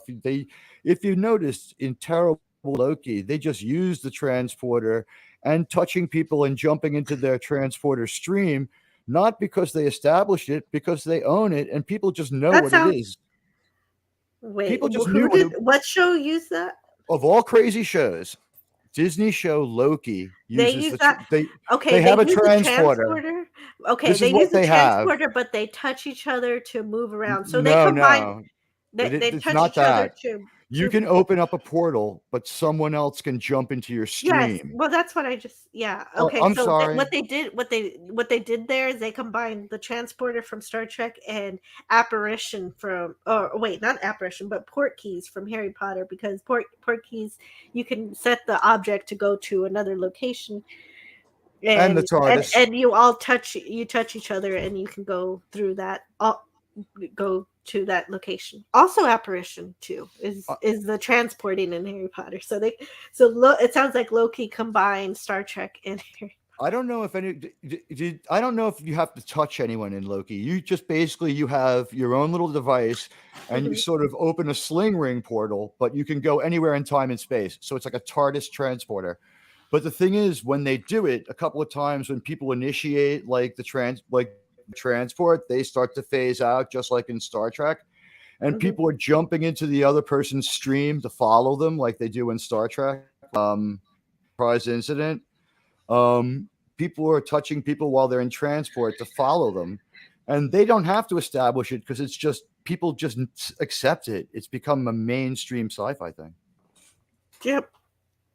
Yeah, well, I guess basically didn't Star Trek invent teleportation? I mean, it might have been some earlier novels or something. And the concept comes from Forbidden Planet, where they had, it wasn't exactly a transporter, but it was kind of like a little storage area where you stand on what looks exactly like a transporter pad, but I remember the yeah.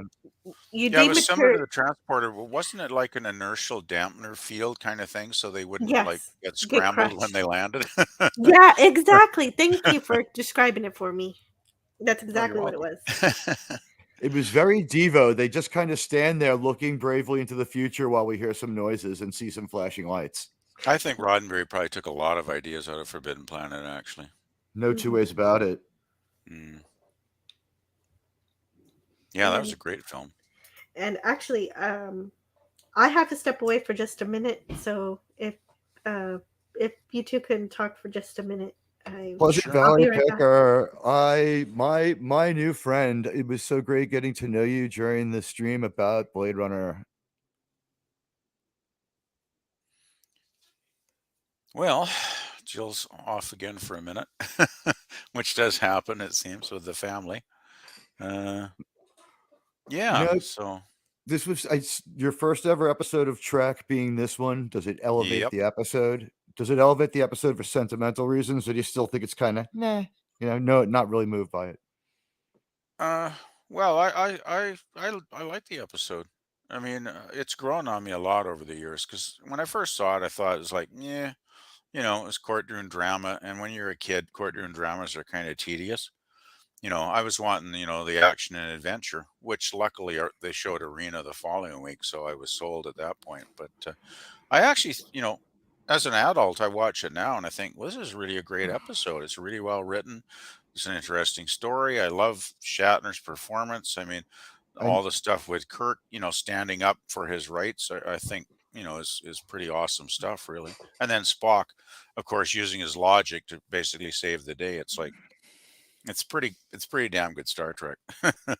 It's a better and more easily understandable concept now than when it was rolled out. Like now we understand corrupted data files, and now we understand that Andorian like program that Ben Finney picked up at some starbase to hack the Enterprise's computer messed up the chess program. Whatever piece of malware he used to fake the records. Yeah, exactly. I think that's the thing. Maybe is to one reason why Star Trek wasn't a huge hit back when it was on its network 3-year run, was because it was just so far ahead of its bloody time, talking about things that most people at least, didn't have a clue about what they were talking about. So I could kind of see a mainstream, normie, so to speak, audience like tuning it out and not being interested, because it was basically it was like kids, college students, sort of, younger, When people that this could tune episode into something airs, original, right? It's on in a real time slot where everybody could really watch it. So I'm going to say, yeah. But there's plenty of people watching it with their parents, and the parents are getting it. Like people born in 1920 are enjoying Star Trek as much as people born in 1960. Yeah, but I think back then it was just so original and so different that a lot of people, they were still westerns were still big on TV back then, right?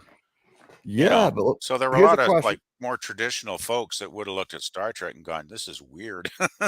Here's a question that like maybe you might be the first generation that can answer this one, but did you ever watch Star Trek with your grandparents? No, my grandparents weren't into TV much or sci-fi. When my grandparents would watch us, we would just watch TV sometimes. And I remember that like my grandmother, who made it to like 96 years old, she was born in like something crazy like 1918, but she was able to totally get Star Trek. That's cool. Well, I mean, there's always people that have an open mind and are willing to, sort I of, think the show is have a that new good. experience, right? So to speak. I think it's more like the show is that good. Yeah, but I still think that's why it never found a huge rating on this network run, is a lot of people just didn't get it, because I mean, people were like watching Mission Impossible or something, because that was more of a traditional, And when you watch it spy now, I show. mean, it's strange that both Desilu shows that were out there at the time still are around in some form or another, at least as a Yeah. movie. Well, they're making the Mission Impossible movies with Tom Cruise. I mean, I don't know if he's going to make another one, but I think geez, they he's made plenty definitely of making those. another one after that Top Gun movie made him so much money. He's going to get to do whatever he wants next. Yeah. He's one of the few stars actually still in Hollywood when I think about it. He was also one of the last people to milk a decent movie out of J.H. Abrams. If you think about it, that Mission Impossible movie is the last good thing that J.J. Abrams is associated with. Yeah, JJ's not on my watch list very much. Me neither. And so it's getting around the time where I need to kind of think about closing the show. But I do have some starred comments that I wanted to go through real quick, or not quick. I don't know. So actually, one of them was yours a while back. He said, "I like court martial, lots of Federation world building." So that was from you. What a genius comment. Who said that? Snortopoopas said, "You get serial numbers for some of the characters and a list of medals." Oh, yeah, I read these already, actually. Let's see, where was I? Where was I really? Snortopoopas. Yeah, he's always hilarious. He's always making me laugh in the chat here. He says, "I still think the justice system on Alpha Ursae Majoris 9 is the best. The loser gets eaten. And we'll be able to hear every heartbeat and gastric rumble." Yeah, see, that's what the machine should have also been picking up, is stomach sounds. I'll take the justice system on Perseoid Omicron 7 from Futurama. Omicron Persei 8. There you go. Omicron Persei 8. I'll take their justice system. Yeah. And Arc 130 is laughing at something you said earlier. You said he was getting high off of protons. That's why the atomic pile was open. Ben Finney was a junkie. He's like sniffing cleaning fluids. That's why he was at Starfleet Academy so long. He was doing some untoward futuristic way of getting high. And that actor looked like he had done a rail of Red Bull, to put it in a coded way, before he did that scene. He was all Red Bulled up. he was fired up. You're right. He did a great Yeah, he job was in that certainly scene. into the scene, that's Seeming for sure. like he was completely demented and lost. And broken. So broken. Because yeah, he's he's probably the best his broken plan, character other than Decker, really. Decker's not Decker does broken. awesome. Well, Decker's, he's kind of Decker's messed not up. broken.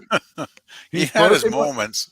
Look, he pulls himself together with the help of 3 inadvised doses of space drugs given to him by Dr. McCoy, against Dr. McCoy's own medical advice, because of course McCoy, the worst doctor, always getting people very, very high.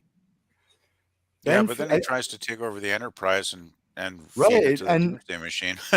and that's a plot hole, because what Bones could have said is this.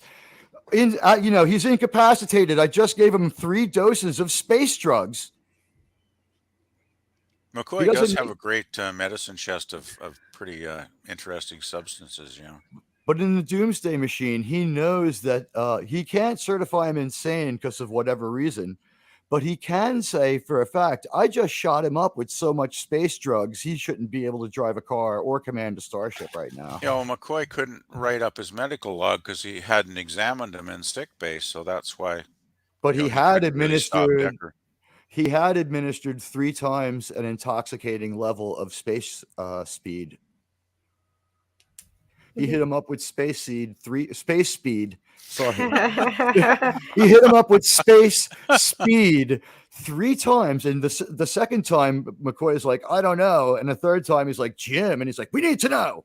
And he's like, all of a sudden, he's like, it's Jim Kirk. And he pulls it together.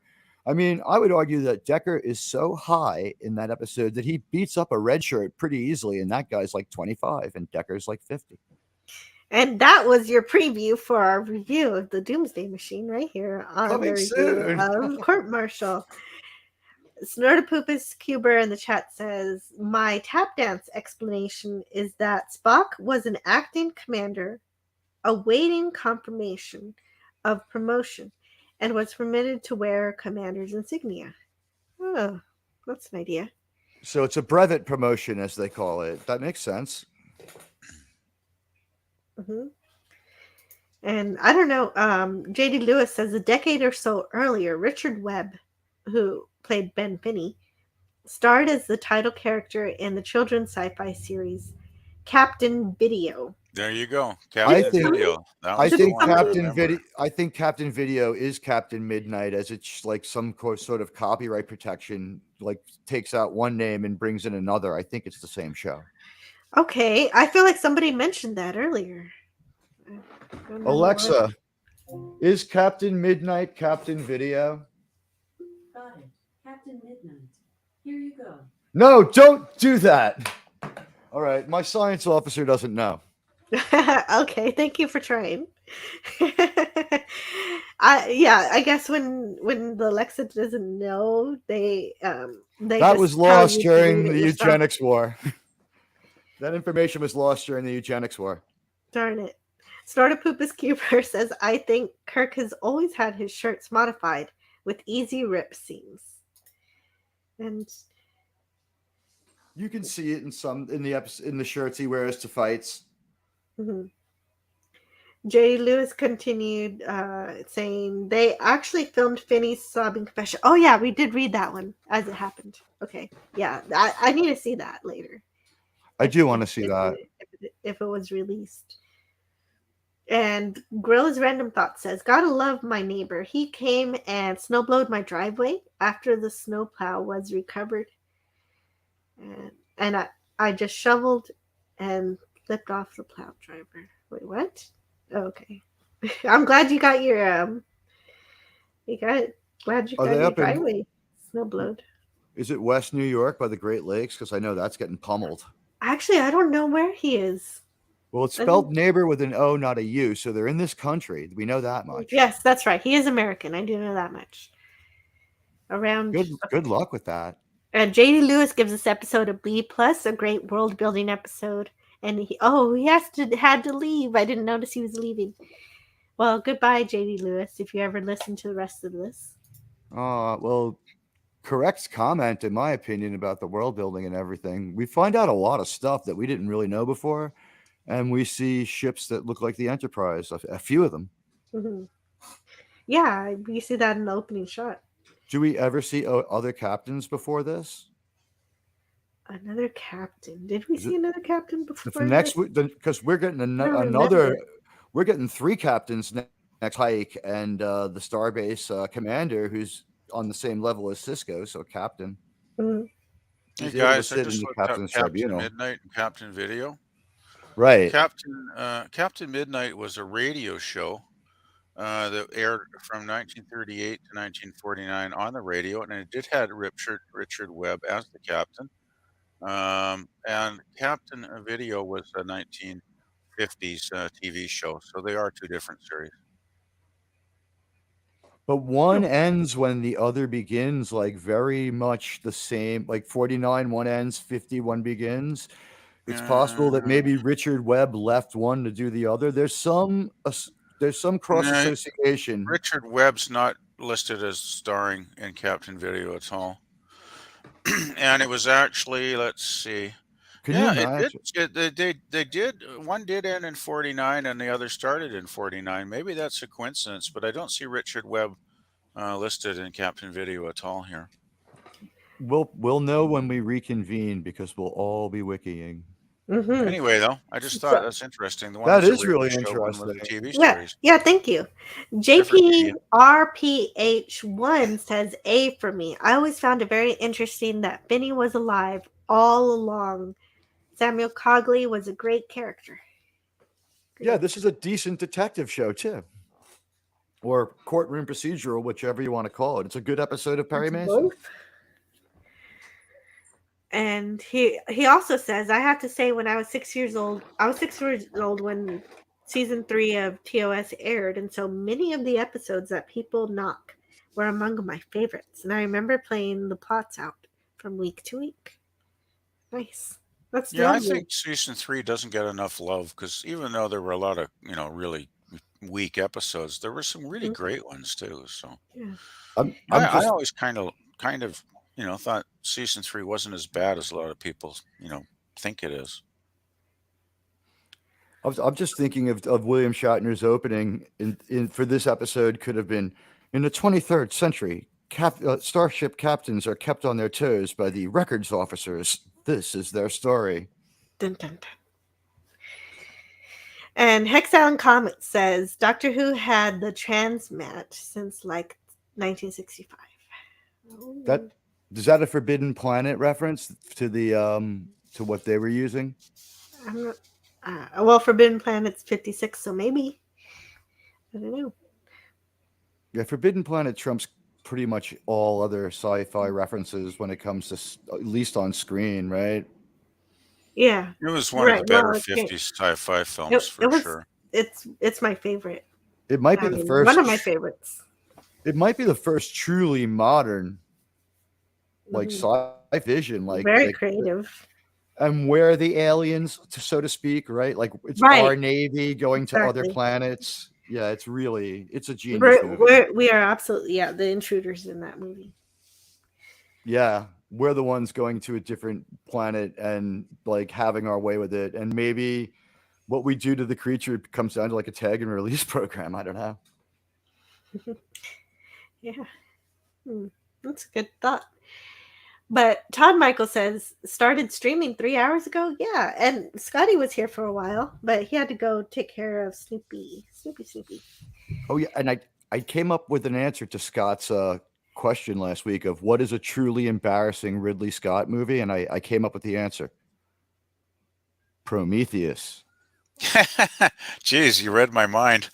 Yeah. Well, there you go. That movie makes sense for about a third of the movie, and it's a painful 1/3 anyway, and then logic falls away and the movie remains painful. Prometheus, are you talking about one of the bad Alien sequels? Yeah. Of course it's a prequel because those are so charmed. How'd they get that wrong, right? The prequel, it always seems to go so well. We need more prequels. If only we Yeah. lived in a world where Is there that were the one where more. where the protagonist gives herself a C-section and then she runs around in high heels right after? I don't know about heels, but she does give herself a really gross alien C-section and kills her alien symbiote. That's all I And remember from that movie. why it would sounds be able to revolting. give her an abortion through that grows in your digestive system is that they just take leave of their senses in the like right after basically the setup in that movie when Pierce comes out looking like fried chicken and he's like, I am so happy to have snuck along on this secret space adventure. And that just what the hell happened in that movie? I don't why know. did we need what What you was just the said is opening all I need sequence? to know. And we never find out what the opening sequence with the creature, taking itself out with drinking some strange potion and then becomes like DNA in the water. We never find out what that means. You remember way more of it than I do, so You know what? When congratulations. I kept ruminating on what's the worst Ridley Scott movie, and when I came up with it, it just the more I thought about it, the more problems there were in that movie. Maybe the only cool thing is they get high in their spacesuits, even though it's stupid. You know what I wonder about films like this is they get greenlit for multi-million-dollar budgets that are astronomically enormous, and they don't even have a script that makes any sense. It's like, who are these people making these films? It's crazy. And who are they making them for? Well, they're not making them for me. Yeah, you got to wonder, eh, Jill? It doesn't make any sense to me. I don't know why Ridley Scott made Prometheus, except that he was just like, I like money. Mm-hmm. Well, I guess he is thought being not a connected to sin. Alien, it would get an audience, right? So But like just the location of the original Alien ship, and I guess it's LV-486 by default, right? Is it? I don't know. Like the whole thing, it just doesn't make sense. And then to leave off a cliffhanger that they couldn't pay off, and then the next movie it's just like they've got one character and nothing to do with Prometheus. Even the people who made the sequel to Prometheus don't want to talk about Prometheus. There was a sequel to Prometheus? Okay, that's enough information for me. I think there is another Alien movie after Prometheus. I don't know. Like that's how disinterested I was by the end of Prometheus. Well, yeah, Prometheus was so bad. I just checked out of the thing entirely, so I didn't know they made more. When I started to wonder if Charlize was a replicant, and then they killed her without telling us, I'm like, what was that set up for? So they had a sequel to a prequel. I believe there is another Alien Are you movie. now talking about 2049? No, 2049 is its own can of worms. Oh, okay. And you said replicants. I got confused. Well, we do know that it's supposed to be the same world in Ridley Scott's mind, right? Mm-hmm. No. Ridley Scott didn't make the. No, he said it though. He said that he feels it's the same world. And he made one of each. He made a Blade Runner movie and he made an Alien movie. Alien Covenant? Is that the Prometheus sequel? I don't know. I didn't watch it. But Gorilla's Random Thought says he's from Minnesota, and that does not make him Canadian. It's pretty close, though. Herc130 says Minnesota. Okay. I don't know why. Yeah, Minnesota, they get worse weather than we do here a lot of the time. And Gorilla. I've been to Minnesota. That's all I was going to say. I actually have been to Minnesota, and all the buildings in downtown Minneapolis are connected at I think the 5th floor with just tunnels so that you don't have to walk out in the street for the 5 months of the year that it's 20 below with 60-mile-an-hour winds. It's insane in the winter there. It's actually worse than out here in BC. We've got a couple of snowstorms, we had one just when I was coming home last night, which made driving interesting. But yeah, usually we don't get more than a couple weeks of real snow. But the last 2 winters, it's kind of changed, it seems. So we're getting a little more like the winters we used to get years and years ago. So yeah. What did you bring her here? All right. Does that mean someone's drunk? I'm sorry. I forgot to play that clip, and I thought it was a funny time to do it. He did do a good performance, I gotta say. He did. So next week we're going to have another review for another Star Trek episode because we're going through every episode in production order. And before I do, I want to give Admiral Teague a chance to plug his channel. What are you up to on your channel? What's going on? Ooh, well, right now we have Batman vs Superman fight analysis and justification why you can blow off seeing Wakanda Forever. It's sort of a non-review review. I've already done that. Yeah, I found a way to not see the movie and still review it by giving my reasons not to see it and why I don't care. And what's funny I don't is care either. My co-host for that one took up the challenge after watching the trailer. He actually really liked it and said he was going to go see it. And then this week when we were supposed to do the reaction, I was like, "So what did you think of the movie?" He's like, "Oh, hell with that! 3 hours." I changed my mind as soon as I left the house. Wow. So, okay, so he I bought tickets, or he had already bought the tickets, and then he decided not to see it, or he decided not to see it. I think he got as far as buying the tickets before, like he just like I think he unbought them. Like he just looked at the runtime and canceled. was like, when he was buying the tickets, the runtime showed up and he like undid it on the spot. He's like, forget it. I thought it was like a normal movie. I'm not seeing a 3-hour Wakanda movie. Yeah, a movie better be damn good if you got to sit through 3 hours of it. So this would be a good week to if you Now, want. why does every movie think they need to be 3 hours? Like you're not Quentin Tarantino. Get out of here. Yeah, I don't understand the Batman as well. Like for that 3-hour movie, I felt a lot of time could have been cut out of the Batman too. And I don't know what the point was of changing Colin Farrell when there's people who look just like that who are good actors. It confused that movie. The length of that movie confused me, and I probably need to watch it again. But that one was really meandering. And Gorilla's Random Thoughts wanted to put in his token F review, so he wanted to make sure I read this. He says it's an F, just an Ally McBeal in space. And so he's these are his sarcastic reviews. He doesn't really give them an F. I actually have never seen Ally McBeal. You've never saw Ally McBeal? No, I haven't seen it either, actually. For a really pivotal show, it really hasn't made it into reruns, and I don't know whether it's because maybe the cast members complained too much about what an oppressive work atmosphere it was, or too much about how people treated the cast members. And I don't want to say complain too much, like they had no right to complain about whatever was done, because I think they were all forced to starve themselves, and in later seasons, people look outright unhealthy, especially Mrs. Harrison Ford. So I think they went public about that, and just no one really wants to watch Ally McBeal anymore because we know that they were being treated kind of bad. Like, you know what I mean? Like the show didn't do anything wrong, but maybe people heard too much bad stuff about it. But Ally had like a 6 or 7 year run before it gets dethroned by Sex and the City as like the preeminent show that like women get to watch and learn how to dress from. Women get to watch TV. What an amazing concept. Well, you know, I don't think it's a good idea, but for some reason they made TV shows specifically for women before they made Star Wars shows specifically for women. Well, you know, a show specifically for women is Star Trek. I love it. Anyway, I'm just kidding. It speaks to the woman in me. It absolutely speaks to the woman in me. You know what's great about the show is that it's strong enough for a man, but it's made for a woman. I remember that slogan. Do you remember that, Jill? Yeah, I do. It's for armpit deodorant. That's right. I would tell you the name, but it's a secret. Also, we're not sponsored. We're sponsored by Cafe Bustelo, the coffee of discriminating Latinos.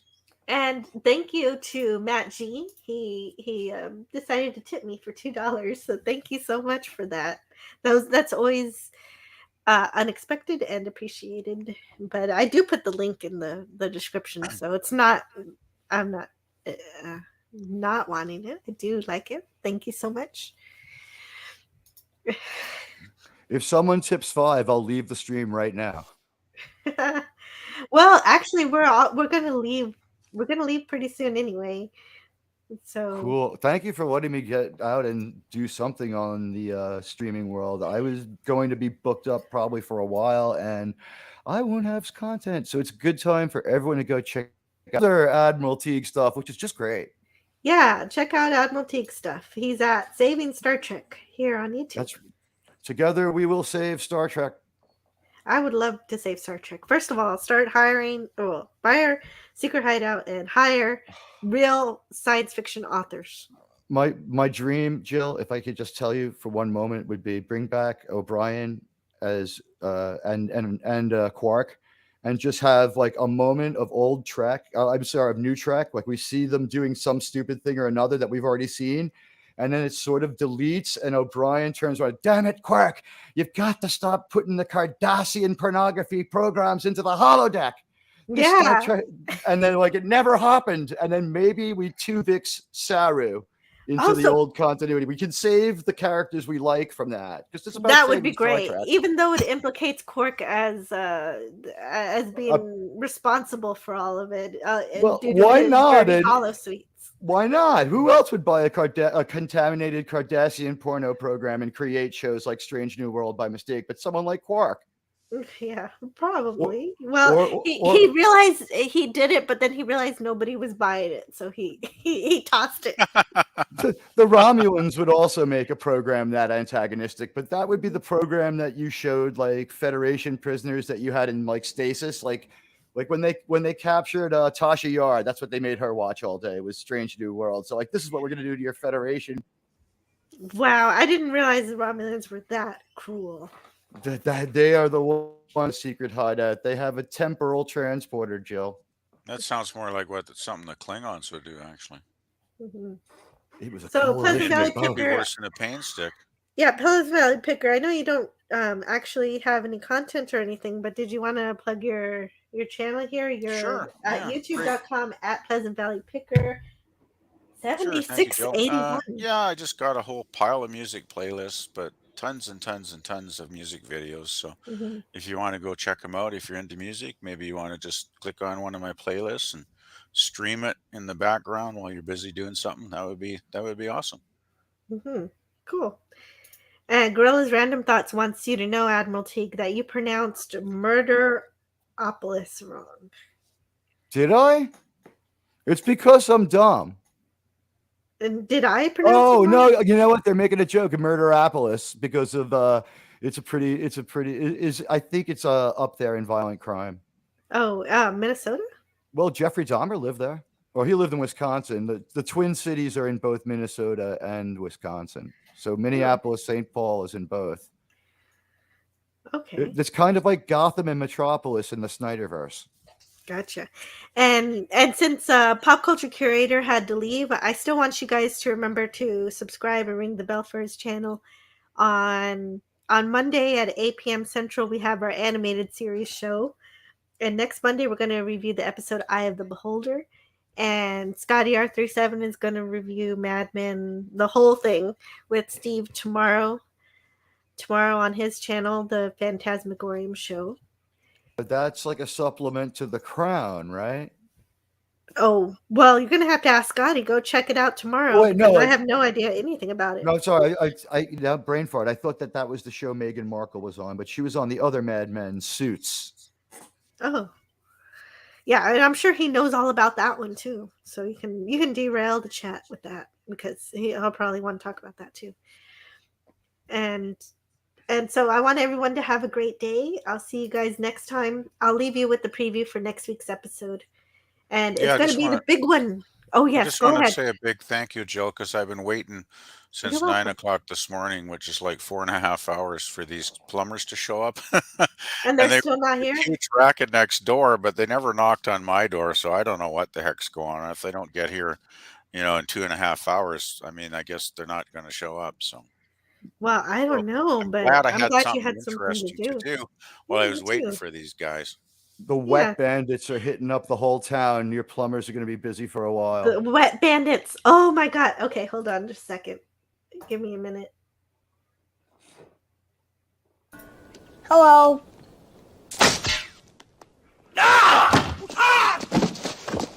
Yes! I just cut that one straight for Christmas. I had a little video about it. We won't talk about the second one and why no one watches it anymore. Oh, actually, Scotty likes to say, that's my favorite Donald Trump movie. I would be able to overlook. He's only in it for 1 second. It's the location. And if you live in New York, it's just too upsetting. Oh, yeah. I visited New York when I was a kid, and I really enjoyed my time there. I'm glad I got to visit before it became what it became. I almost became a Port Authority police officer, and I was like, maybe I don't want to work at the World Trade Center. And that's why you people have to put up with me today. Osama bin Laden nearly took me off your hands. But I will say this, shout out to my friend Pete the cop, who died from 9/11 responder syndrome this summer. And that's no, I'm so sorry to hear that. Oh, all of those heroes were hurt, and well, so many of them have passed, haven't they, since then? It's just to see what it did to my buddy, who was like a high school athlete and a good New York City cop who cared about all of us. And he wasn't afraid to go when we got attacked. And he wasn't afraid to be on the front line by that burning pile of garbage. And to see what was done to him and what the toxins did to his reason and his capacity to understand things, and to have it torture and then take him.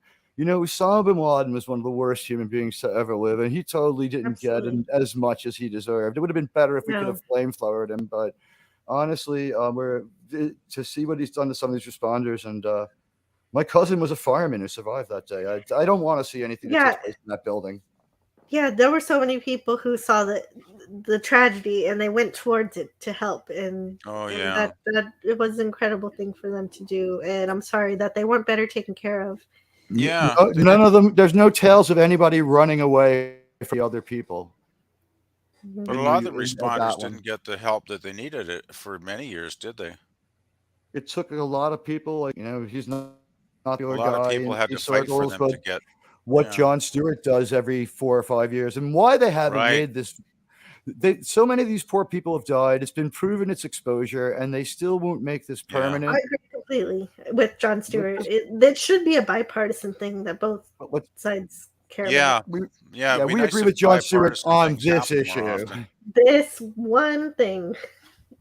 Yeah, a couple other things. He talks a lot, but seriously, on this one, like, these people during America's lowest moment, these people went there and helped us, started us, lifting us back up, and the reason we ever rode high again was because we stood on their shoulders, and they got down in the contaminated poisons for us. So on that one for Home Alone 2, I can see the buildings and I feel a sense of pride and move on. But if I have to watch a whole 2 hours on it, I'll start to get angry. Oh, and then I'll have to watch Black Hawk Down to feel better.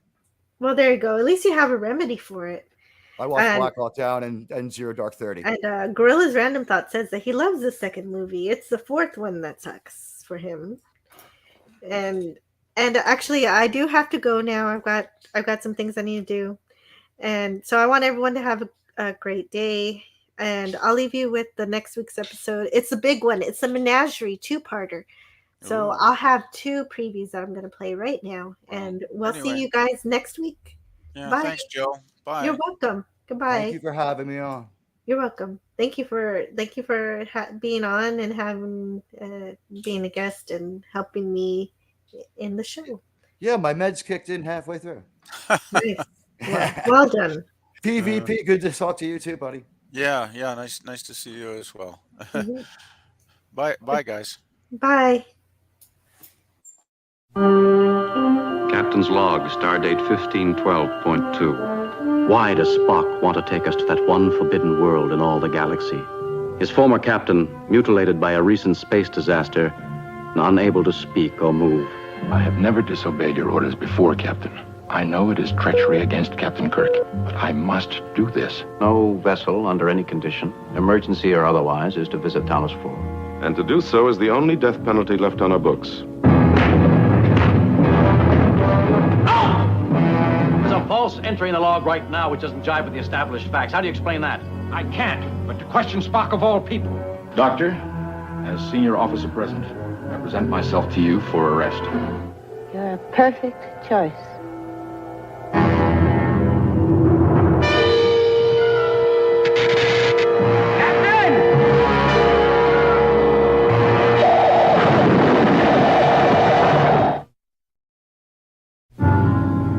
This is Mr. Spock. You'll learn next why returning Captain Pike to Talos 4 was worth risking my life and Captain Kirk's career. Join us then to see the conclusion of the incredible adventure on that forbidden planet.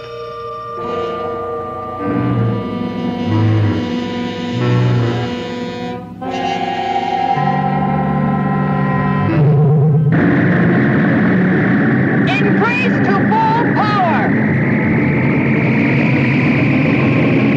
Since you resist the present specimen, you now have a selection. Each of the two new specimens has qualities in her favor. You will find it an effective combination.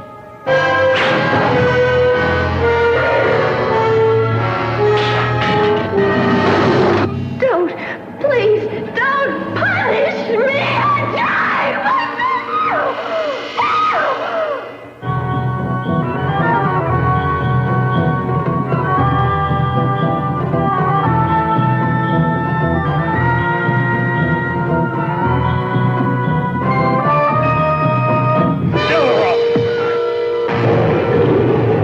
You overlook the unpleasant alternative of punishment.